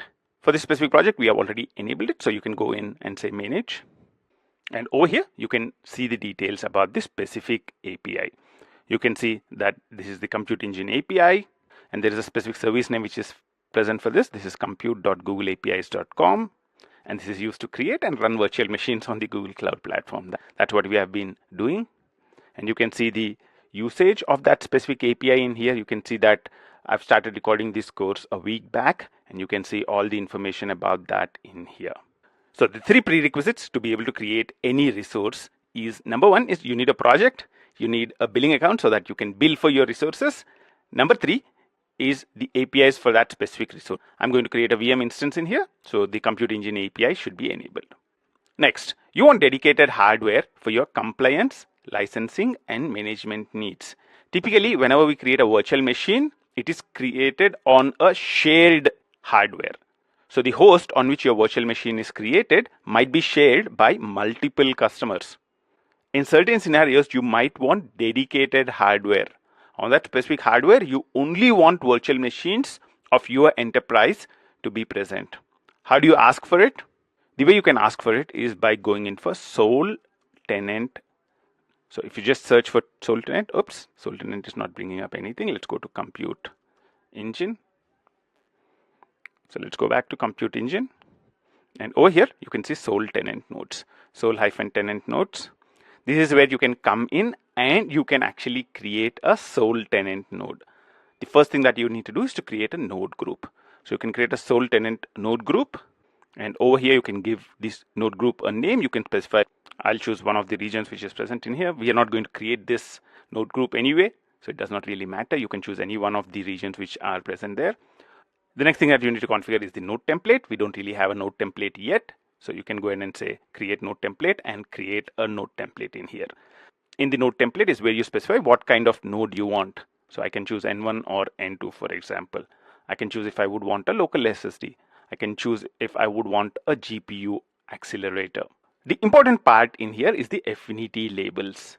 Whenever you create a new virtual machine instance and you would want it to be deployed to this specific node group, then you would need to assign it with a right affinity label. So you can say add affinity label and say this is group A, and you can say create. When I try to create a node template, I get an error saying the node affinity labels group violates the format constraints. It should only have lowercase characters. So let's go ahead and make this group. The same is the case with values. So I'll go into change it to A as well. So group A and say create. Now this would create our node template, and we can use that node template in our node group to create a node group. Once you create a node template, you can say continue. And if you'd want, you can add in auto scaling and specify the number of nodes that you'd want. For now, let's say off, and let's just say one node. We are not going to create this because these are really, really expensive. Once we configure auto scaling, you can configure the maintenance settings. Now, I'm not going to create this sole tenant node. What I would do is cancel. Now, how can you create virtual machines for that specific node group? The way you can do that is by going to VM instances, create. This is exactly what we do usually to create virtual machine instances. However, the only difference over here would be to go to management, security, disks, networking, and sole tenancy, and go over to sole tenancy. And over here, you can specify the affinity label. And over here in the node affinity label is the place where we can specify the group A. So over here, you can see key operator value. So we can say group in A. So similar to this, so over here it says workload in front end. So workload in front end, or you can specify group in and say the value of the group, which is A. So that's how you can specify the node affinity label. What would happen now is if you have the node with this specific affinity label created already, then the VM instance will be created on that specific node. So if you want dedicated hardware for your compliance, licensing, and management needs, you can go for sole tenant nodes. Next scenario, I have thousands of VMs. I want to automate OS patch management, OS inventory management, and OS configuration management. For example, I would want to manage the software which is installed on thousands of VMs. How can I do that? If I go back to compute engine and minimize virtual machine storage instance groups, this is where you can see VM manager. This is where you can actually do patch management. So as you can see in here, welcome to VM manager. VM manager is a suite of tools that can be used to manage operating systems for large VM fleets. So if you want to manage thousands of VMs and automate OS patch management, the option to use is VM manager. Now, let's say you'd want to log into your specific VM instance and you'd want to install some software. For example, Python or Tomcat web server or Apache web server. How do you do that? The way you can do that is SSH into it. We did this earlier in the course. You don't want to expose a VM to the internet. How can we do that? A little later, when we talk about VPCs, we'll talk about firewall rules and different kind of things. But for now, the simplest option is not to assign an external IP address. Once a VM instance does not have an external IP address, it will not be accessible from the internet. You want to allow HTTP traffic to your VM. How can you do that? We already looked at it. we can configure firewall rules. Where can we configure the firewall rules? You can go to virtual machine, VM instances, and over here when we are creating the virtual machine is when we can actually say allow HTTP traffic or allow HTTPS traffic. So if your VM instance is a web server and you'd want to allow HTTP or HTTPS traffic, this is where you can actually configure the firewall rules. In this step, we looked at some of the important scenarios regarding compute engine. I'm sure you're having a wonderful time, and I'll see you in the next step. Welcome back. Having played with virtual machines, it's time to play with a number of them. How do you create a group of virtual machines? That's where we would be talking about instance groups. And how do you load balance between multiple virtual machines? That's where load balancing comes into picture. In this step, we'll be looking at instance groups. We'll be looking at two types of instance groups, managed instance groups and unmanaged instance groups. And we'll also look at cloud load balancing. There are a number of load balancing options that are provided by Google Cloud. We'll explore the different features of load balancers. We'll understand how to choose a load balancer in GCP. And we'll also see how to set up a microservices architecture. You have multiple microservices. There might be multiple versions of each microservice. And you'd want to deploy these microservices in multiple regions. We'll see how you can implement that using load balancing and multiple managed instance groups. I'm really excited to get you started with instance groups and load balancing. And I'll see you in the next. Welcome back. Welcome to this new section on instance groups. In this section, let's see how you can use instance groups to manage a group of virtual machine instances. What are instance groups? How do you create a group of virtual machine instances? That's where we would go for an instance group. Instance group is nothing but a group of virtual machine instances managed as a single entity. You can manage group of similar VMs having similar lifecycle as one unit. There are two types of instance groups that you can create. The first one is managed instance group. You'll also see it referred as MIG, managed instance group or MIG. These are identical VMs created using a template. So these VMs which are part of a managed instance group have the same machine type, same image, and the same configuration. So they're created using an instance template. And some of the features that are provided for the managed instance groups include auto-scaling. Based on the number of users using the instance group, you can scale the number of compute instances up and down. Managed instance groups also provide auto-healing. You can configure a health check, and if the health check fails, that specific instance would be automatically replaced with a new instance. Another important feature is managed releases. You can go from one version to another without any downtime. The other type of instance groups are unmanaged instance groups.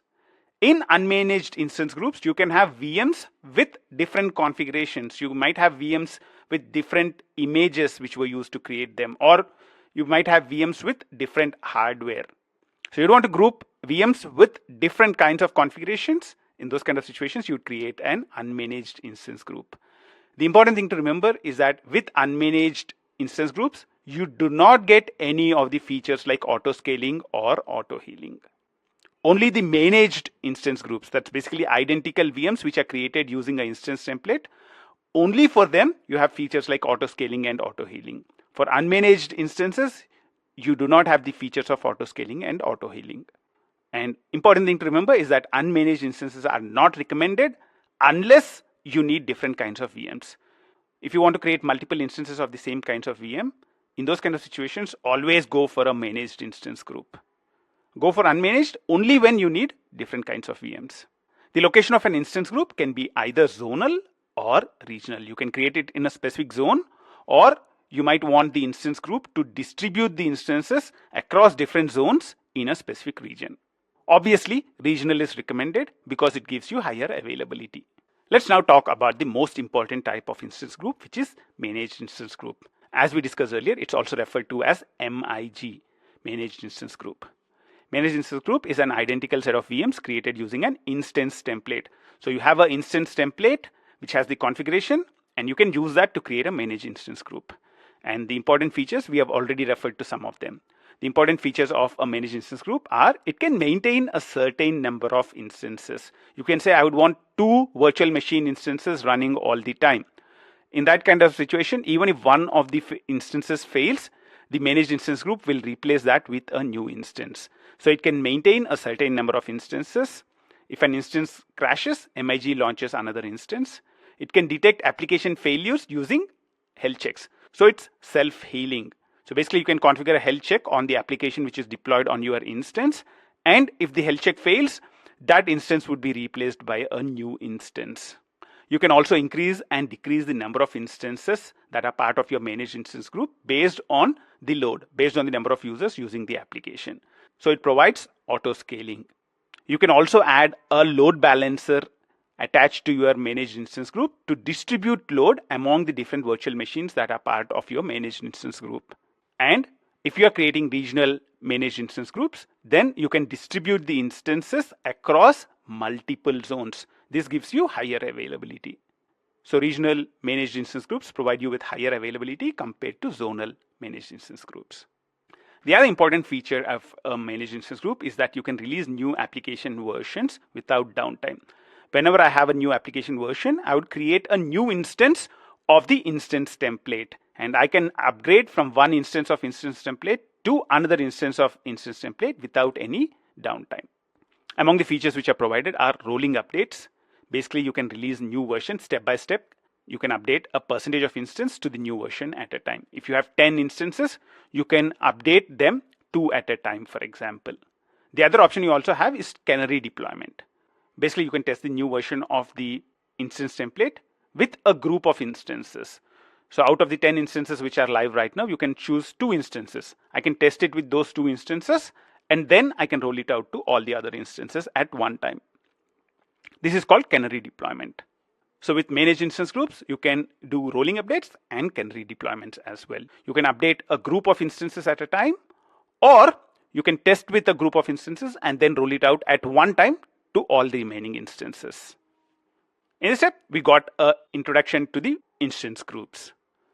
If you want to manage a group of virtual machines together, you would create an instance group. There are 2 types, which are managed and unmanaged. In a managed instance group, it's all identical VMs. And a managed instance group provides you a number of features: auto-scaling, self-healing, and managed releases.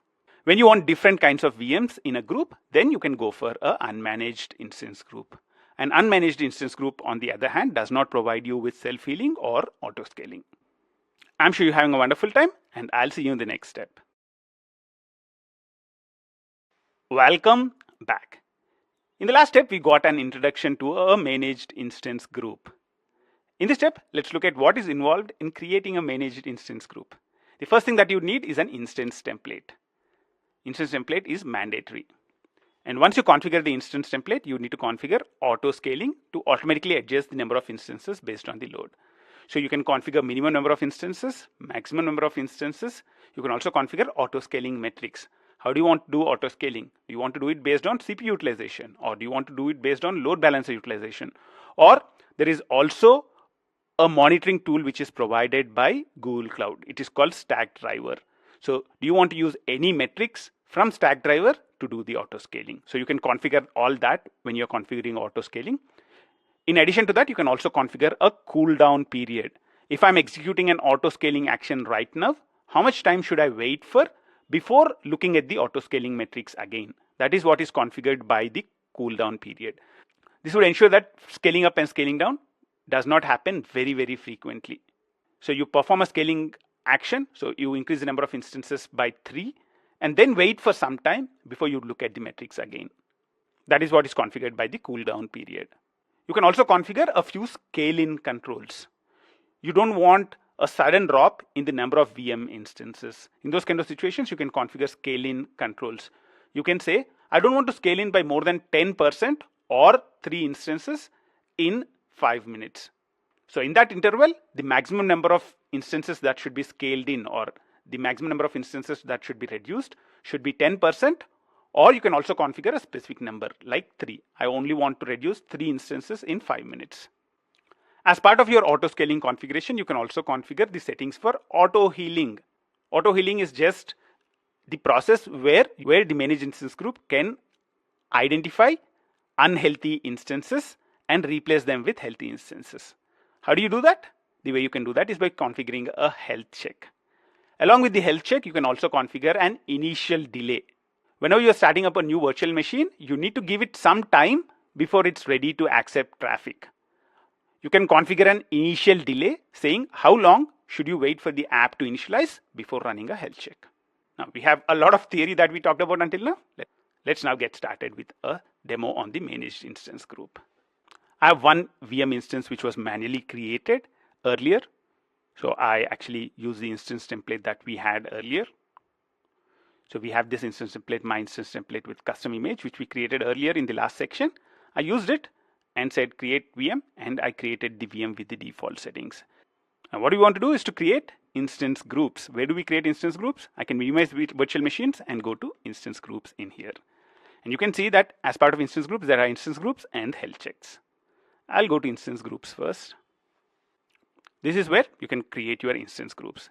Instance groups lets you organize your VM instances or use them in load balancing backend service. You can group existing instances or create a group based on instance template. If you're grouping existing instances, then most probably you are creating an unmanaged instance group. If you're creating a group based on an instance template, you are creating a managed instance group. Let's go ahead and create an instance group. So over here on the left hand side, you can see the different types of instance groups that you can create. You can create a new managed instance group which is stateless, or you can create a new managed instance group which is stateful. What is the difference between stateless and stateful? If you are creating something like a database, that is a stateful workload. You'd want to ensure that all data is persisted. You don't want any instances to be removed without the data being persisted. And when you are running stateful workloads, like databases, you would create a new managed instance group, stateful one. However, for most of the situations, we would be running stateless workloads in the virtual machines. We would be running web applications or REST APIs, which ideally should not have any state. And in those kind of situations, you would go for a managed instance group, stateless. An unmanaged instance group is a group of VMs that you manage by yourself. So it's just a group. If you click the unmanaged instance group, you'd see that you can give it a name and you can choose a zone and the region, and all the instances present in that region and zone would be coming up in here. And from the existing VM instances, you can choose any of the instances and add them. These VM instances which are present in here don't need to be having the same configuration. So you can see that the instance that I created earlier, my instance template with custom image 1, I can add that to this specific group. And right now I don't really have any other instances. If I have other instances, then I can also add them to this group as well. So this is kind of just a group of instances. They don't really need to be similar. The only constraint that they should be satisfying is the constraints which we are defining in here. They should be in specific region, zone, and they should be part of the same network and the subnetwork. Now let's not worry about unmanaged instance groups. Unmanaged instance groups are very, very infrequently used. The ones which are mostly used are the managed instance groups. Let's go back to the new managed instance group. And we want to create a managed instance group. So I'll name this my managed instance group. Over here, when you're creating a managed instance group, you can choose whether your instances would be in single zone or multiple zones. When you have single zone, you can choose the region and the zone. When you have multiple zones, you'll only be able to choose the region. If you want high availability, then you can go for multiple zones. I'd go for multiple zones and I would distribute them across multiple zones in the specific region. If you'd want, you can also choose the specific zones you would want to make use of. I don't really want to worry about it, so I'll take the defaults which are suggested. The next thing you would need to choose is the instance template. And we already have created a couple of instance templates earlier. I'll choose my instance template with custom image, the one which we have created with a custom image. So I'll choose that. And next, you can go to auto scaling mode and you can see that there are multiple options.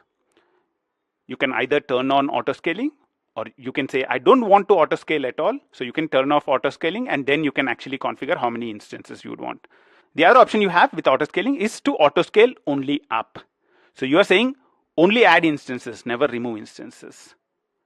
So what I would want to do is to do auto scaling. So I'll choose auto scaling.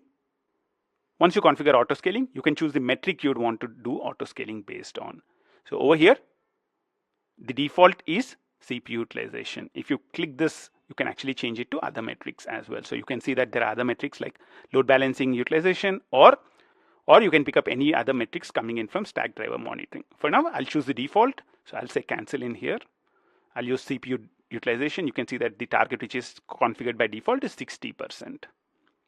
And right below it, we would configure the cooldown period. The default cooldown period which is configured in here is 60 seconds. And next to it, you can actually configure the minimum number of instances and the maximum number of instances. For now, I'll actually set them both to 2. So if I actually set them both to 2, then it would ensure that 2 instances are always running. The next thing that you can configure is if you want to configure scaling controls. So if you want, you can enable scaling controls and configure, I don't want to reduce more than 10% of instances over 10 minutes. I don't really want to worry about it, so I'll disable it. And the next thing that you can configure in here is a health check. So I can go ahead and say create a health check. And over here, I can configure a lot of details as part of the health check. So I'll say my VM health check. And I would want to use HTTP protocol. So you'd want to send HTTP request on port 80. And let's choose the default request path, which is /. And at the end, you can also configure health criteria. You can define how health is determined. The important configuration is check interval. How often should the health check be done? The default is 10 seconds. The next configuration is timeout. How long to wait before a request is considered a failure? Let's say a health check request is sent. How long should it wait before the attempt is considered a failure? The default we are configuring in here is 5 seconds. The next one is a threshold. How many consecutive successes should occur to mark a VM instance healthy? So only when there are 2 successful health checks, the VM instance would be marked as healthy. Next one is the unhealthy threshold. The unhealthy threshold is how many consecutive failures must occur to mark a VM instance unhealthy. The default is 3. So only if the health check fails 3 times, this instance will be marked as unhealthy. And after that, only if the health check passes twice at least, it would be marked as healthy. So let's go ahead and configure the health check. Let's say save and continue. Right below, you can also configure an initial delay. How much time do you want to allow for the instance to boot? The default initial delay which is configured in here is 300 seconds, and that's very, very high. I don't really need that much amount of time for my instance to start up. So I'll reduce it down to 30 seconds. So make sure that you are reducing the initial delay to 30 seconds. And what I would do now is to go ahead and say create. This should start the creation of our instance group. The creation of the instance group would take a little while. What I would recommend you to do is to take a break, and I'll see you on the other side. Welcome back. The creation of the instance group took about 10 minutes. And at the end of the 10 minutes, I can see the new instance group which is created. You'd see a warning in here which says the minimum number of instances is equal to the maximum number of instances. This means the autoscaler cannot add or remove instances from the instance group. Make sure that this is a correct setting. That's fine. You don't really need to worry about this warning. The thing which I'm trying to do is to have 2 instances running all the time with health check enabled. So even if one of the instances is killed, you'd see that it would be automatically replaced with a new instance by the managed instance group. In an ideal world, probably the maximum number of instances would be higher. So probably you would set it to a higher number like 10 or 20 or 30, whatever you expect to be the maximum number of instances that you might want to use. On the managed instance group page, I can see what is the name of it, how many instances, what is the template which was used to create it. You can see that this is a managed instance group, when was it created, and you can also see the auto scaling configuration on the right hand side. Now when I click inside the my managed instance group, I'll be able to see a few more details. You can see that there are 2 instances in total and 2 instances are running. You can see what is the location of it. You can see how many of them are healthy, 100% healthy. And you can see that auto healing is configured with a health check. Where is that health check configured? You can actually click it and you'll be taken to the health check. And you can see all the details of the health check which are configured. You can see that we are making a HTTP request to the root on port 80. Let's go back to the instance group. And over here, you can also see the 2 instances which are part of the instance group. You can see that the name of them is configured by default. So my managed instance group is the name of the instance group, hyphen a few random letters and numbers. And you can see that these 2 are created in 2 different zones, US Central 1, F, and US Central 1, C. Now I can click in here and this would take me to the configuration of that specific virtual machine instance. Now I'll click on virtual machine instances in here to see all the virtual machine instances which are present in here. This is the instance that I created earlier from custom image. So I use the instance template to create this specific image directly. And these 2 are the ones which we created through the managed instance group. And over here, you can see that these 2 are tagged with in use by a specific managed instance group. And if you click the external IPs of both of these, they should be bringing up the HTTP response. So hello world from my managed group, the name of it, and the IP address, the internal IP, and similarly the other one. So this also is working. Now I'll go back to the instance groups and I'll go to the specific instance group. And if you want, you can also edit the group. So you can go here and say edit the group, and over here you can actually configure. If you want, you can actually change the metrics which are used for auto scaling. You can change the health check, or you can increase or decrease the number of instances. Let's say I would want to actually just have 1 instance. Then I can change this to 1 as well. Or if I want 5 instances, I can increase it to 5 as well. So if I actually, let's say, change minimum to 3 and maximum to 3 as well, then and say save, what would happen? You'd see that this group would be updated. Let's go back. And within a little while, if you give it a few minutes, you'd see that the 3rd instance would also be up and running. In this step, we got started with playing around with the instance group. There are a lot more things that we'd want to learn about it, and I'll see you in the next step. Now that we understood how to create a managed instance group, let's shift our attention to updating a managed instance group. We did one of the basic updates in the last step. We updated the number of instances, or we updated this auto scaling configuration to max 3 and min 3, and we saw that the number of instances would be increased automatically. Other than that, there are a lot of other updates that you can do with a managed instance group. Let's look at them in this specific step. The first type of update that you can do is a rolling update. A rolling update is a gradual update of the instances in an instance group to a new instance template. Let's say I have one version of the instance template and I would want to upgrade to the new version of the instance template. The earlier version of the instance template might be referring to an old version of the application, and the new version of the instance template is referring to the new version of the application. In that kind of situation, what we are doing in here is switching from an old version of the application to the new version of the application. When we are doing this, the first thing that you need to do is to specify the new template.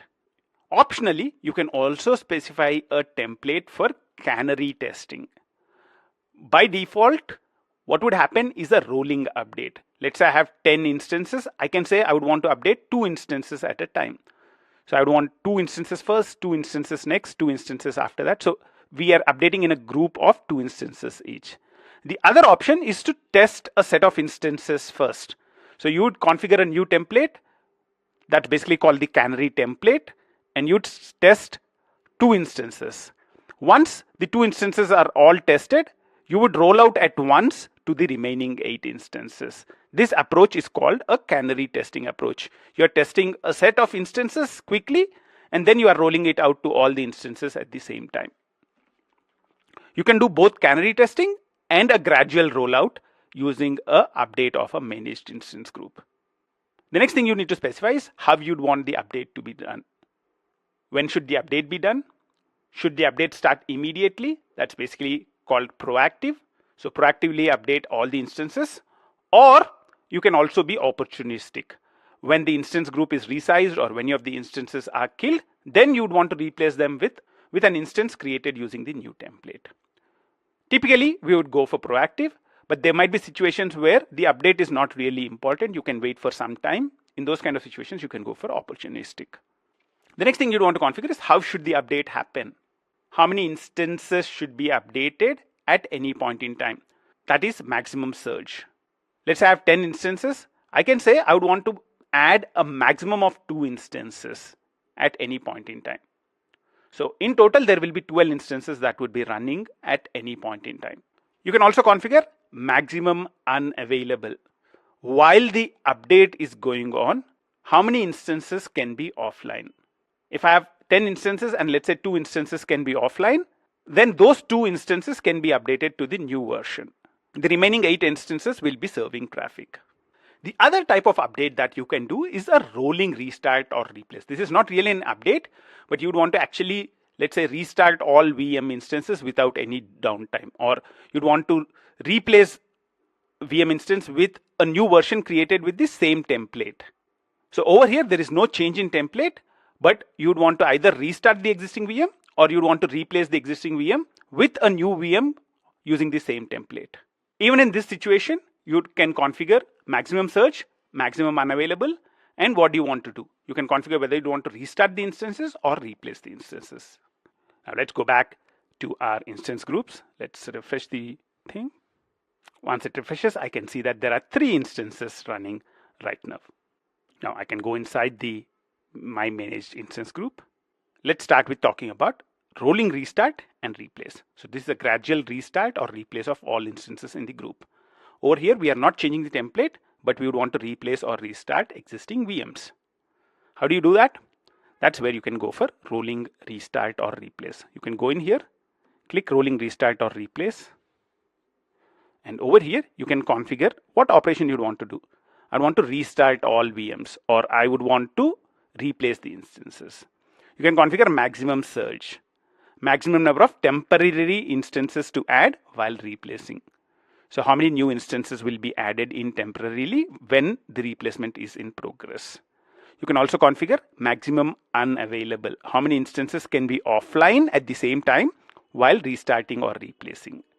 And you can also configure minimum wait time. How much time to wait between consecutive instance restart or replace operations. Once you do this, you can click restart. The other option is actually to do a replace. So you'd want to replace the existing instances with new instances, and you can, let's say, configure 1 maximum unavailable at a time, and you can actually create 1 new instance at a time. And you can go ahead and say, I would want to replace. Let's not really worry about it. Let's do a cancel. The other thing you can do is a rolling update. The rolling update is gradual update of instances in an instance group to a new instance template. You can create a new version of the instance template and update to it using the rolling update. So you can click rolling update, and over here you can configure a new template. Over here you can see that the existing template is configured by default. If you'd want to do canary testing, what you can do is you can add in a secondary template. So you can choose a new template. Let's say the my instance template with startup script is the template configured with the next version of your application. Then you can go in here and say, I would want to update 1 instance at the start to this specific template. Then 2 instances will be using the old template and 1 instance will be using the new template. And I can see how the update goes. I can test this specific instance. If the update went well, then I can update the remaining instances also to the new version. And over here you can configure the update mode. Do you want proactive or opportunistic? You can also configure maximum surge, maximum unavailable, and maximum wait time. Now, as far as the exam is concerned, there are a lot of questions around this. Let's say I would want to upgrade to the new version without any downtime, and I would want to maintain the existing number of instances all the time. In that kind of situation, I would want to configure maximum unavailable to 0. I don't want any reduction in the number of instances that are serving traffic. So the maximum unavailable will be 0, and you can configure maximum search to how many ever you would want to update at a specific point in time. Let's say you have 10 instances and you would want to update 2 at a time, then you can configure maximum search to 2. I don't really want to execute the update, so I'll do a cancel and go back. In this step, we talked about how you can actually update a managed instance group. We talked about rolling updates, which are used to gradually update instances in an instance group to a new version of your application or a new version of your instance template.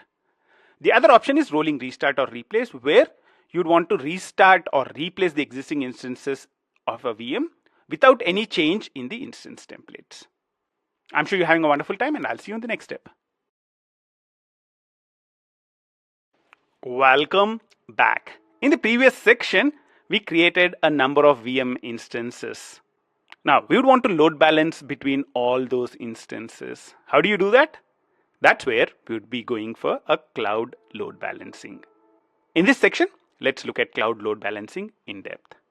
A cloud load balancer distributes user traffic across instances of an application in single region or multiple regions. So if you have multiple VM instances in multiple zones and multiple regions, you can distribute traffic between them using a cloud load balancer. This is a fully distributed, software-defined managed service. Google Cloud Platform would ensure that this service is highly available and replicated as needed. Some of the important features of cloud load balancing are: number one, health check. Any load balancer, you would want to create a health check, because that's the only way a load balancer would be able to check if an instance is healthy or not. So using health checks, cloud load balancing can route only to healthy instances. This would help you to recover from failures very quickly. The other important feature about cloud load balancing is auto scaling. Based on the number of requests which are coming in, cloud load balancing would automatically scale. The other important feature is single anycast IP. Cloud load balancer provides you with a single anycast IP. And this IP can be used to receive traffic from multiple regions around the world. So you can serve global traffic using this specific IP address. In addition, cloud load balancing also supports internal load balancing. So if you want load balancing for applications which are deployed within a specific network, even that can be done using your cloud load balancing. The important reasons why we use cloud load balancing is because it enables high availability.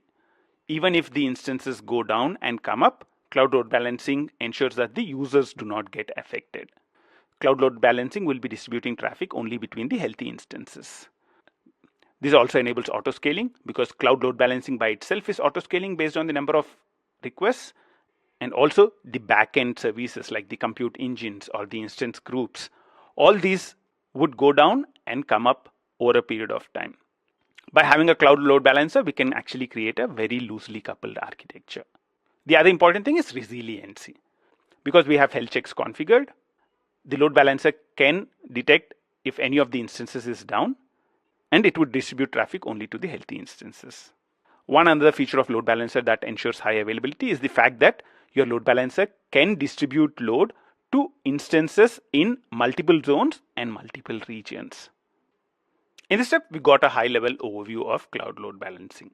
In the next step, let's understand some of the important terminology which are associated with load balancing. I'll see you in the next step. Welcome back. Whenever we talk about virtual servers, load balancers, whenever we talk about communication between two different systems, we talk about protocols. We talk about HTTP, HTTPS, TCP, TLS, UDP. What are these protocols? Let's get a quick overview of all these protocols. If you already understand what is HTTP, HTTPS, TCP, TLS, and UDP, you can safely skip this step. But if you don't really understand them, I would recommend you to spend some time watching this step. Whenever two systems talk to each other, what would happen is the communication happens over multiple layers. The important layers are application layer, transport layer, and the network layer. Why do we need these layers? Let's look at it right now. Computers basically use a number of protocols to communicate. Just like humans use languages to talk, so I can talk in English or Telugu, which is my mother tongue. Each of these languages have a proper structure and syntax. Similar to that, computers use protocols. So if you want two systems to talk to each other, they need to understand the common language, which is called a protocol. So HTTP, HTTPS, TCP, TLS, UDP are different protocols at different layers. So there are multiple layers and multiple protocols. The network layer is responsible for transferring the bits and bytes. Whenever we talk about computers, it's zeros and ones. Who handles the zeros and ones? That's the network layer. It's responsible for transferring the bits and bytes. Whenever we talk about two systems talking to each other, this communication happens over a network. There might be a number of systems in between these two systems which would help them to communicate with each other. If we are communicating over the internet, then the communication would happen over a number of routers. The next important layer is the transport layer. The transport layer is responsible to ensure that the bits and bytes, the zeros and ones, are transferred properly.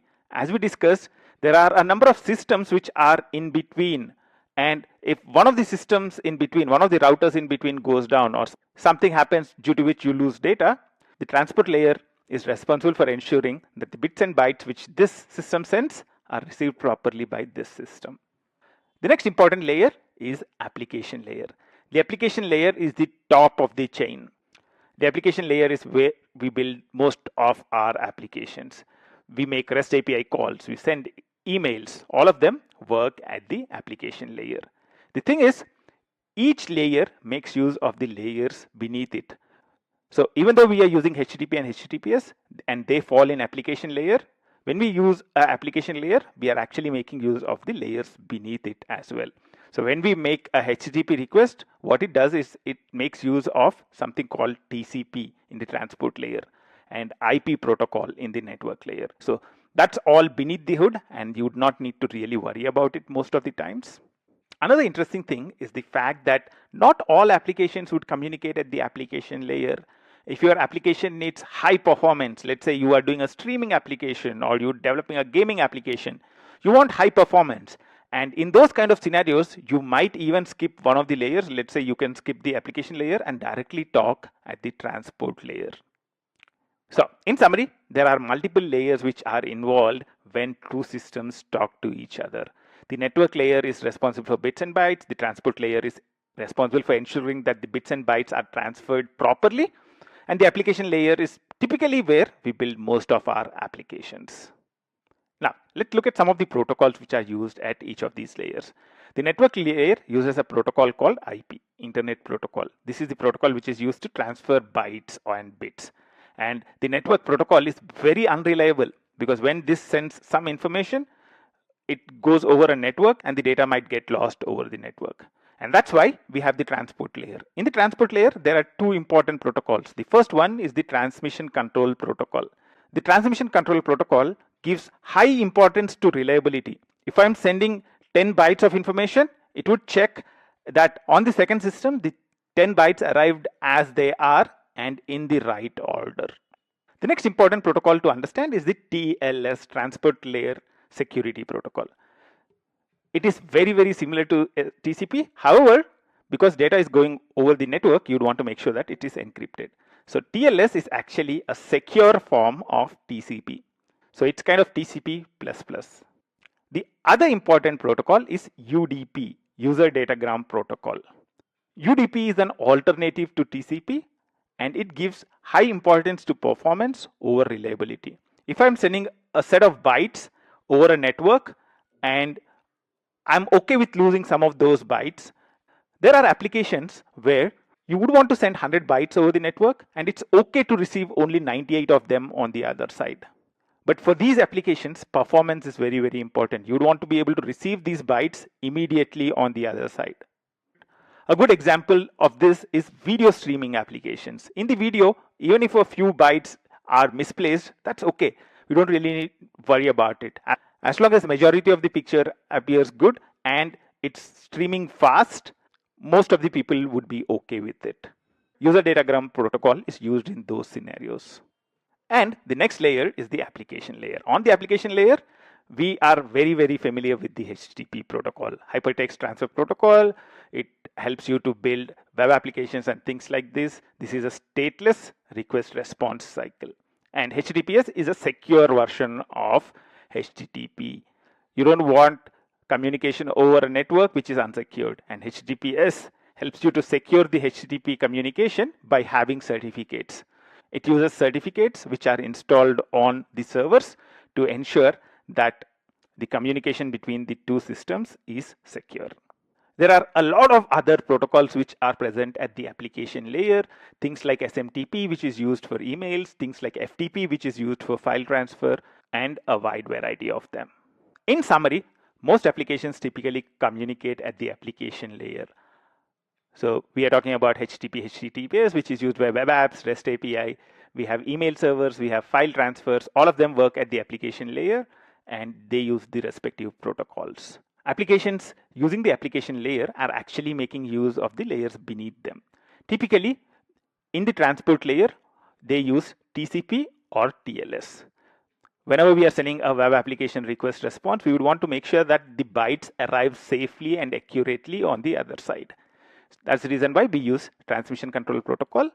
HTTPS web applications would be using TLS, which is the encrypted transmission control protocol. However, some of the applications which need high performance directly talk at the transport layer. The examples which we talked about are gaming applications or live video streaming applications, which can use the UDP protocol. Because for them, 100% reliability is not important. For them, they can sacrifice reliability for the sake of performance. Now, the objective of this specific video was to help you understand the big picture. You don't really need to understand the bits and the bytes of all this stuff. If this gives you a big picture overview of how things work, that's more than sufficient for you to understand whatever we would be talking about in the next few steps. Things like this are typically not discussed in all the courses, but I thought having a big picture overview of what happens underneath the hood would help you to understand whatever we would be talking about in the next steps very easily. I'll see you in the next step. Welcome back. In this step, let's create our first load balancer. We would want to create a load balancer and distribute the load across all the instances which are present as part of our my managed instance group. I'd go to load balancing. So just type in load balancing and this would bring up load balancing. Load balancing is actually part of the network services. And over here we can create the new load balancer. When you go to create a new load balancer, you would see the different options that you have to create a load balancer.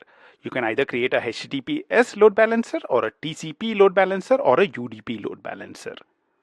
So if you need high performance load balancing without reliability, then you can go for UDP load balancing.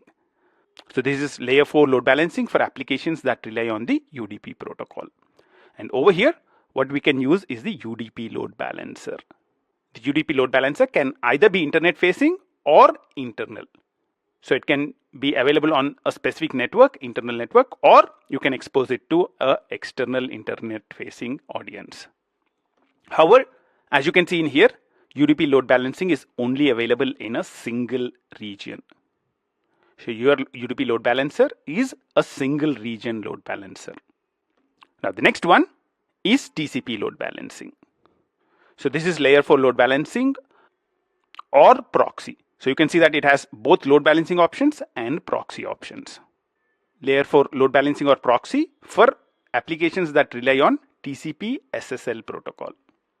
So again, this is layer 4 applications like gaming applications which would need high speed. And over here the load balancing options that you have are TCP load balancer, SSL proxy load balancer, and the TCP proxy load balancer. And these load balancer can be internet facing or internal, and they can be single region or multi-region. So these load balancers can be global load balancers.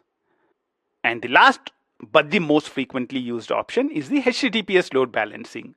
This is used to create your REST API, web applications, all of them use the HTTPS load balancing. This is layer 7 load balancing for HTTP and HTTPS applications. And similar to TCP load balancing, HTTPS load balancing can also be internet facing or internal, and they can be single region or multi-region. What you want to create in here is HTTP load balancing. So let's go ahead and say create, start configuration. And what we want is an internet facing load balancer. So from internet to my VMs. If you want something which is internal to a specific network, you can say only between my VMs. But for now, we would choose from internet to my VMs and say continue. And over here, you can configure all the important things that are configured as part of a load balancer. The first thing is to create a name. So my HTTP load balancer. As it says in here, a HTTP load balancer has three parts. One is the backend configuration. A backend service directs incoming traffic to an instance group. You can also use a storage bucket to serve your content. A little later in the course, we'll be talking about cloud storage, and there you can create storage buckets. You can use HTTP load balancer to direct traffic to storage buckets as well. The use case that we are looking at right now is to direct incoming traffic to an instance group. So we can create an instance group as a backend. If you are using microservices architectures and if you have a number of microservices, then you can create a number of backends using different instance groups for each of the microservices. And a single load balancer can also load balance between multiple backend services. Once you have the backend configuration, the next thing you would configure is host and path rules. The host and path rules define how your traffic will be redirected to your backend service. If you have multiple backend services, you can say request to a specific path needs to go to a specific backend service. You can also specify a default backend service saying this is the default. If none of the rules match, then by default it should go to this specific backend service. In addition to the backend configuration and the host and path rules, you can configure a front-end configuration. That's basically the IP address of the load balancer, what protocol and port that the load balancer would be using to serve traffic. This is the specific IP address to which your users, basically the clients, would send the request to. So let's go ahead and configure the backend configuration first. So backend configuration, what do we want?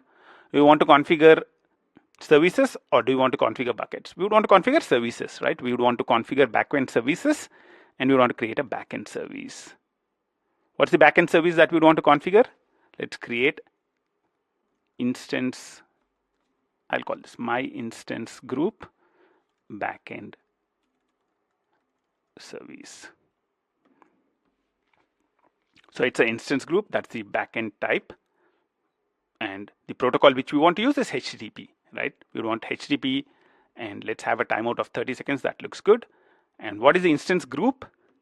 The instance group that we would want is my managed instance group. Let's choose that. Let's configure port number as 80 because that's where we would want to serve traffic from. We are going to use HTTP. HTTP is 80. You can balance based on utilization or rate and you can configure how much utilization you want in here. I'll take the defaults for those settings. You can also configure how much capacity do you want. If you want to have your instances operate at 80% backend utilization, then you can set it to 80%. That would give you a buffer so that even if one of the instances fail, the other instances can handle the traffic. I'll leave it at 100%, which is the default, and I'll say done. In addition to that, we'll also configure a health check. So let's go ahead and use the same health check that we created earlier. When we were creating the managed instance group, we also created a health check. And that's the health check which appears in here. So that's the health check I'll make use of. The default is to enable logging. And you can also configure the sample rate. You can say, I would want to sample 50% of the requests or 10% of the requests. So you can specify a value between 0 and 1. 0.1 in here would mean that I would want to sample 10% of the requests. 1 would mean that I would want to sample all the requests. In addition, you can also configure a security policy. Cloud Armor is one of the services in GCP which provides security for your load balancer. Let's not really worry about the rest of the configuration and I'll say create. So this would create the backend configuration. And now I can go to the host and path rules. Because we just have one backend, the host and path rules are not really important. All the requests that come in, we would want to redirect to the same backend. But if let's say you have multiple services, let's say you have a microservices architecture and you have multiple backend services which are configured, then you can actually configure multiple rules. So then you can click add host and path rule and say if the request is coming to a specific host.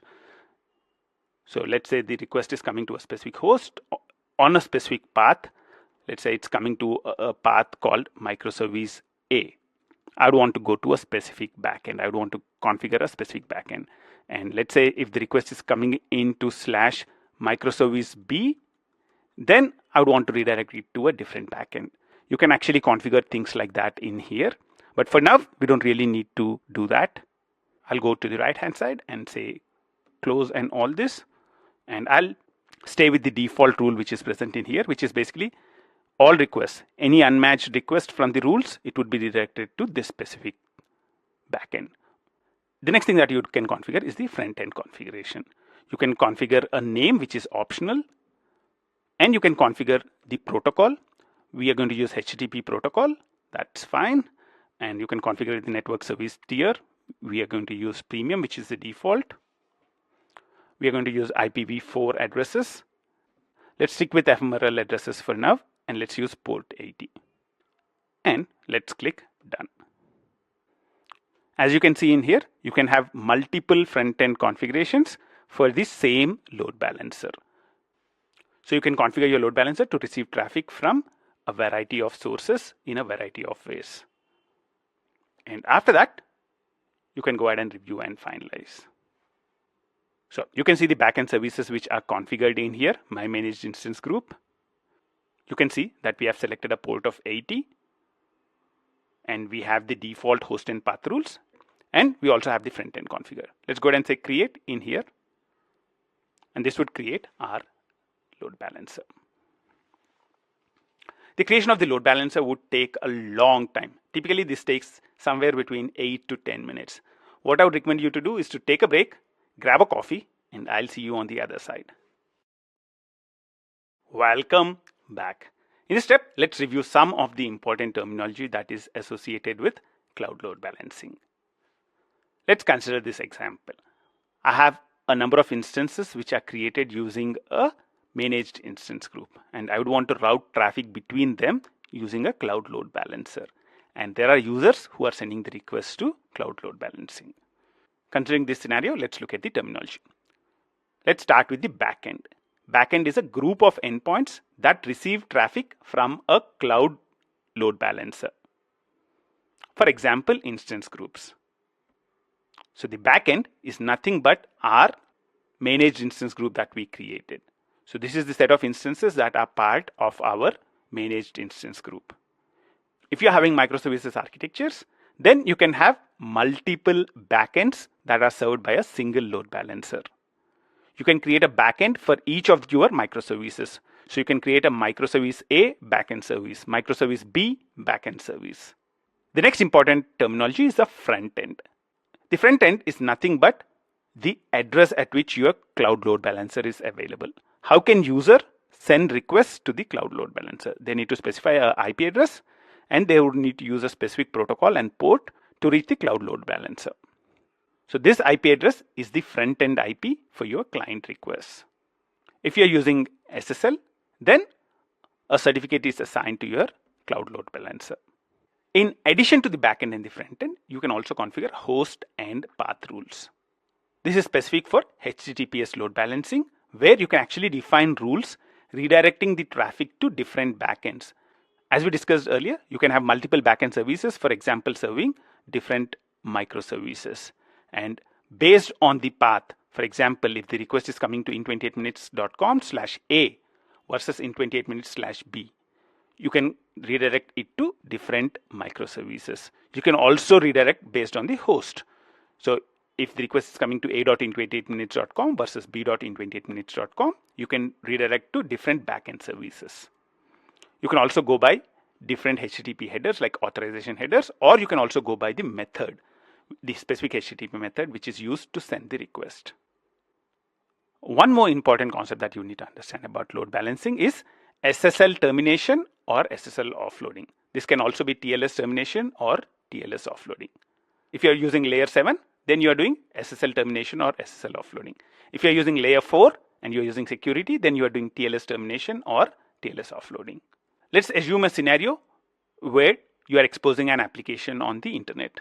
Then the client to the load balancer is going over internet. And for this traffic, HTTPS is recommended. You want all the communication which is happening in here to be secure. And you can achieve that by assigning a SSL certificate to your cloud load balancer. Now, the traffic between load balancer and the VM instance, this is going through the Google internal network. And therefore, HTTP is okay. While HTTPS is preferred, it's okay to use HTTP for this specific part of the journey. And that's the reason why SSL termination or offloading is important. So if you're using SSL termination, that's basically you are communicating on layer 7 using HTTPS. Then the client to load balancer communication happens using HTTPS. And the load balancer to the VM instance communication happens using HTTP. So SSL or the secure part of communication is being terminated at the load balancer. And that's the reason why this is called SSL termination or SSL offloading. If you're using layer 4 communication, this is called TLS termination or offloading. And between client and load balancer, TLS is used. And between the load balancer and the VM instance, we have unsecure communication, which is through TCP. The advantage of going for SSL termination is that you are reducing the load on the instances. Instances don't really need to worry about HTTPS or TLS. They can directly handle the requests. In this step, we understood some of the important concepts related to load balancing. I'll see you in the next step. Welcome back. The creation of the load balancer took about 10 minutes. And at the end of it, I can see that my load balancer is ready. So if I go and look at the backends, I can see a backend present in here, my instance group backend service. And you can also see that there is a front end, which is where the traffic is received from. And if I go to the load balancer and I click the load balancer, then I can see the port on which the load balancer is running. So let's pick up this port and go and execute the request against this. So you can see that as I execute the request, the load is balanced between the existing instances. Now, if you have any problem with this, the things that you need to check are: number one, give sufficient time for your load balancer to load up. The load balancer initialization would take about 10 to 15 minutes. So give it a few minutes and then check afterwards as well. The thing you can check is the status of your backend. So you can see that for me, healthy is 3/3. So all my instances are healthy. If you're having a problem, then make sure that you go to the VM instances and try the external IP of it and see that it's working. When I go into the load balancer, I can see the front end details, the host and path details, and the backend. And you can also see the health status of the backend services. You can also look at the monitoring. So if you go to the monitoring, you'll be able to see data around the load balancer. Right now, I don't see any data because I've just created the load balancer. If you give it a little bit of time, you should also be able to see the data around monitoring for this specific load balancer. Now, let's quickly review the hierarchy. So we have created a load balancer to load balance between a set of instances. How are these instances created? Let's go back to our instance template. So we created an instance template defining how a specific VM instance should look like. And that VM instance is my instance template with custom image. And using this instance template, we have created an instance group. What is the instance group that we have created? The instance group that we have created is my managed instance group. And this instance group uses this specific template. And in the instance group, we are configuring how many instances that we would want to be running all the time. And after that, we created a load balancer, which is tied to this specific instance group. How did we tie the load balancer to this specific instance group? We created a backend. We created a backend service, which is mapped to this specific instance group. And the load balancer, whenever it receives traffic on the front end, it automatically distributes it to the backend. And that's how you can see that when I am actually refreshing this multiple times, you would see that the request is being sent to multiple VM instances. It is very, very important to understand the entire hierarchy as far as the exam is concerned. So what I would recommend you to do is to try and spend a little bit more time thinking about what we have set up in here. Welcome back. In this step, let's see what are the different load balancing options that are provided by Google Cloud and how do you choose between them. Whenever we talk about a load balancer, there are a few important things that we would need to decide. One is, are we serving external customers? That's basically, are we exposing the application on the internet, or do we have only internal users? If I have external users, there are different kinds of load balancers which are needed. If I have internal traffic, there are different types of load balancers that we would need to make use of. Let's start with external traffic. Let's say my application or my load balancer is going to be exposed to the internet. So this is basically internet to GCP traffic. And this traffic can be of three kinds. Either it's HTTP or HTTPS traffic, TCP traffic, or UDP traffic. If it is HTTP or HTTPS traffic, then there's just one choice, HTTPS load balancing. If it's TCP traffic, and if you'd want SSL offloading or SSL termination, then you can go for SSL proxy. If you don't need SSL offloading, then the choice is between TCP proxy or networks TCP UDP load balancing. If you'd want global load balancing, or if you'd want to use IPv6, IP address format 6, then you'd go for TCP proxy. If you'd want the end applications to be able to see where the request is coming in from, you want the end applications to see the request as it is coming from the users. If the answer to that is yes, then you need to go for network load balancing. If you don't need preservation of client IPs, then you can choose to use TCP proxy. The choice on the internal side is much more simpler. If it's TCP and UDP traffic, then you would go for internal TCP UDP load balancing. If it's HTTP or HTTPS traffic, then you would go for internal HTTPS load balancing. Now this chart is very important to remember as far as the exam is concerned. The important things that you need to remember is you choose the type of load balancer based on the type of traffic you're going to serve. If it's internal traffic, then you'd go for internal load balancers. If it's external traffic, then you'd go for external load balancers. And the next important factor is the type of traffic you are serving. HTTP or HTTPS, TCP or UDP. Based on it, the choices vary. If you're going for HTTP or HTTPS traffic, it's very simple. You would either go for HTTPS load balancing or internal HTTPS load balancing. If you'd want to serve external UDP traffic, then you'd go for network load balancing. If you want to serve internal UDP traffic, then you'd go for internal TCP UDP load balancing. If you have internal TCP traffic, then the choice is very simple. You'd go for internal TCP UDP load balancing. The choice is a little complex if you have TCP traffic from externally. If you'd want SSL offloading, then you'd go for SSL proxy. If you don't want SSL offloading, but you want a global load balancer or you're using IPv6, then you'd go for TCP proxy. If you're not using SSL offloading, you don't want a global load balancer, and you're using IPv4. In that kind of scenario, the question is whether you'd want to preserve client IPs. Do you want the backend to see the request as is? Do you want the backend to see the origination of the request? If the answer to that is yes, you'd go for network load balancing. Otherwise, you would still go with the TCP proxy load balancing. In this step, we talked about how to choose a load balancer for your workload. I'm sure you're having a wonderful time, and I'll see you in the next step.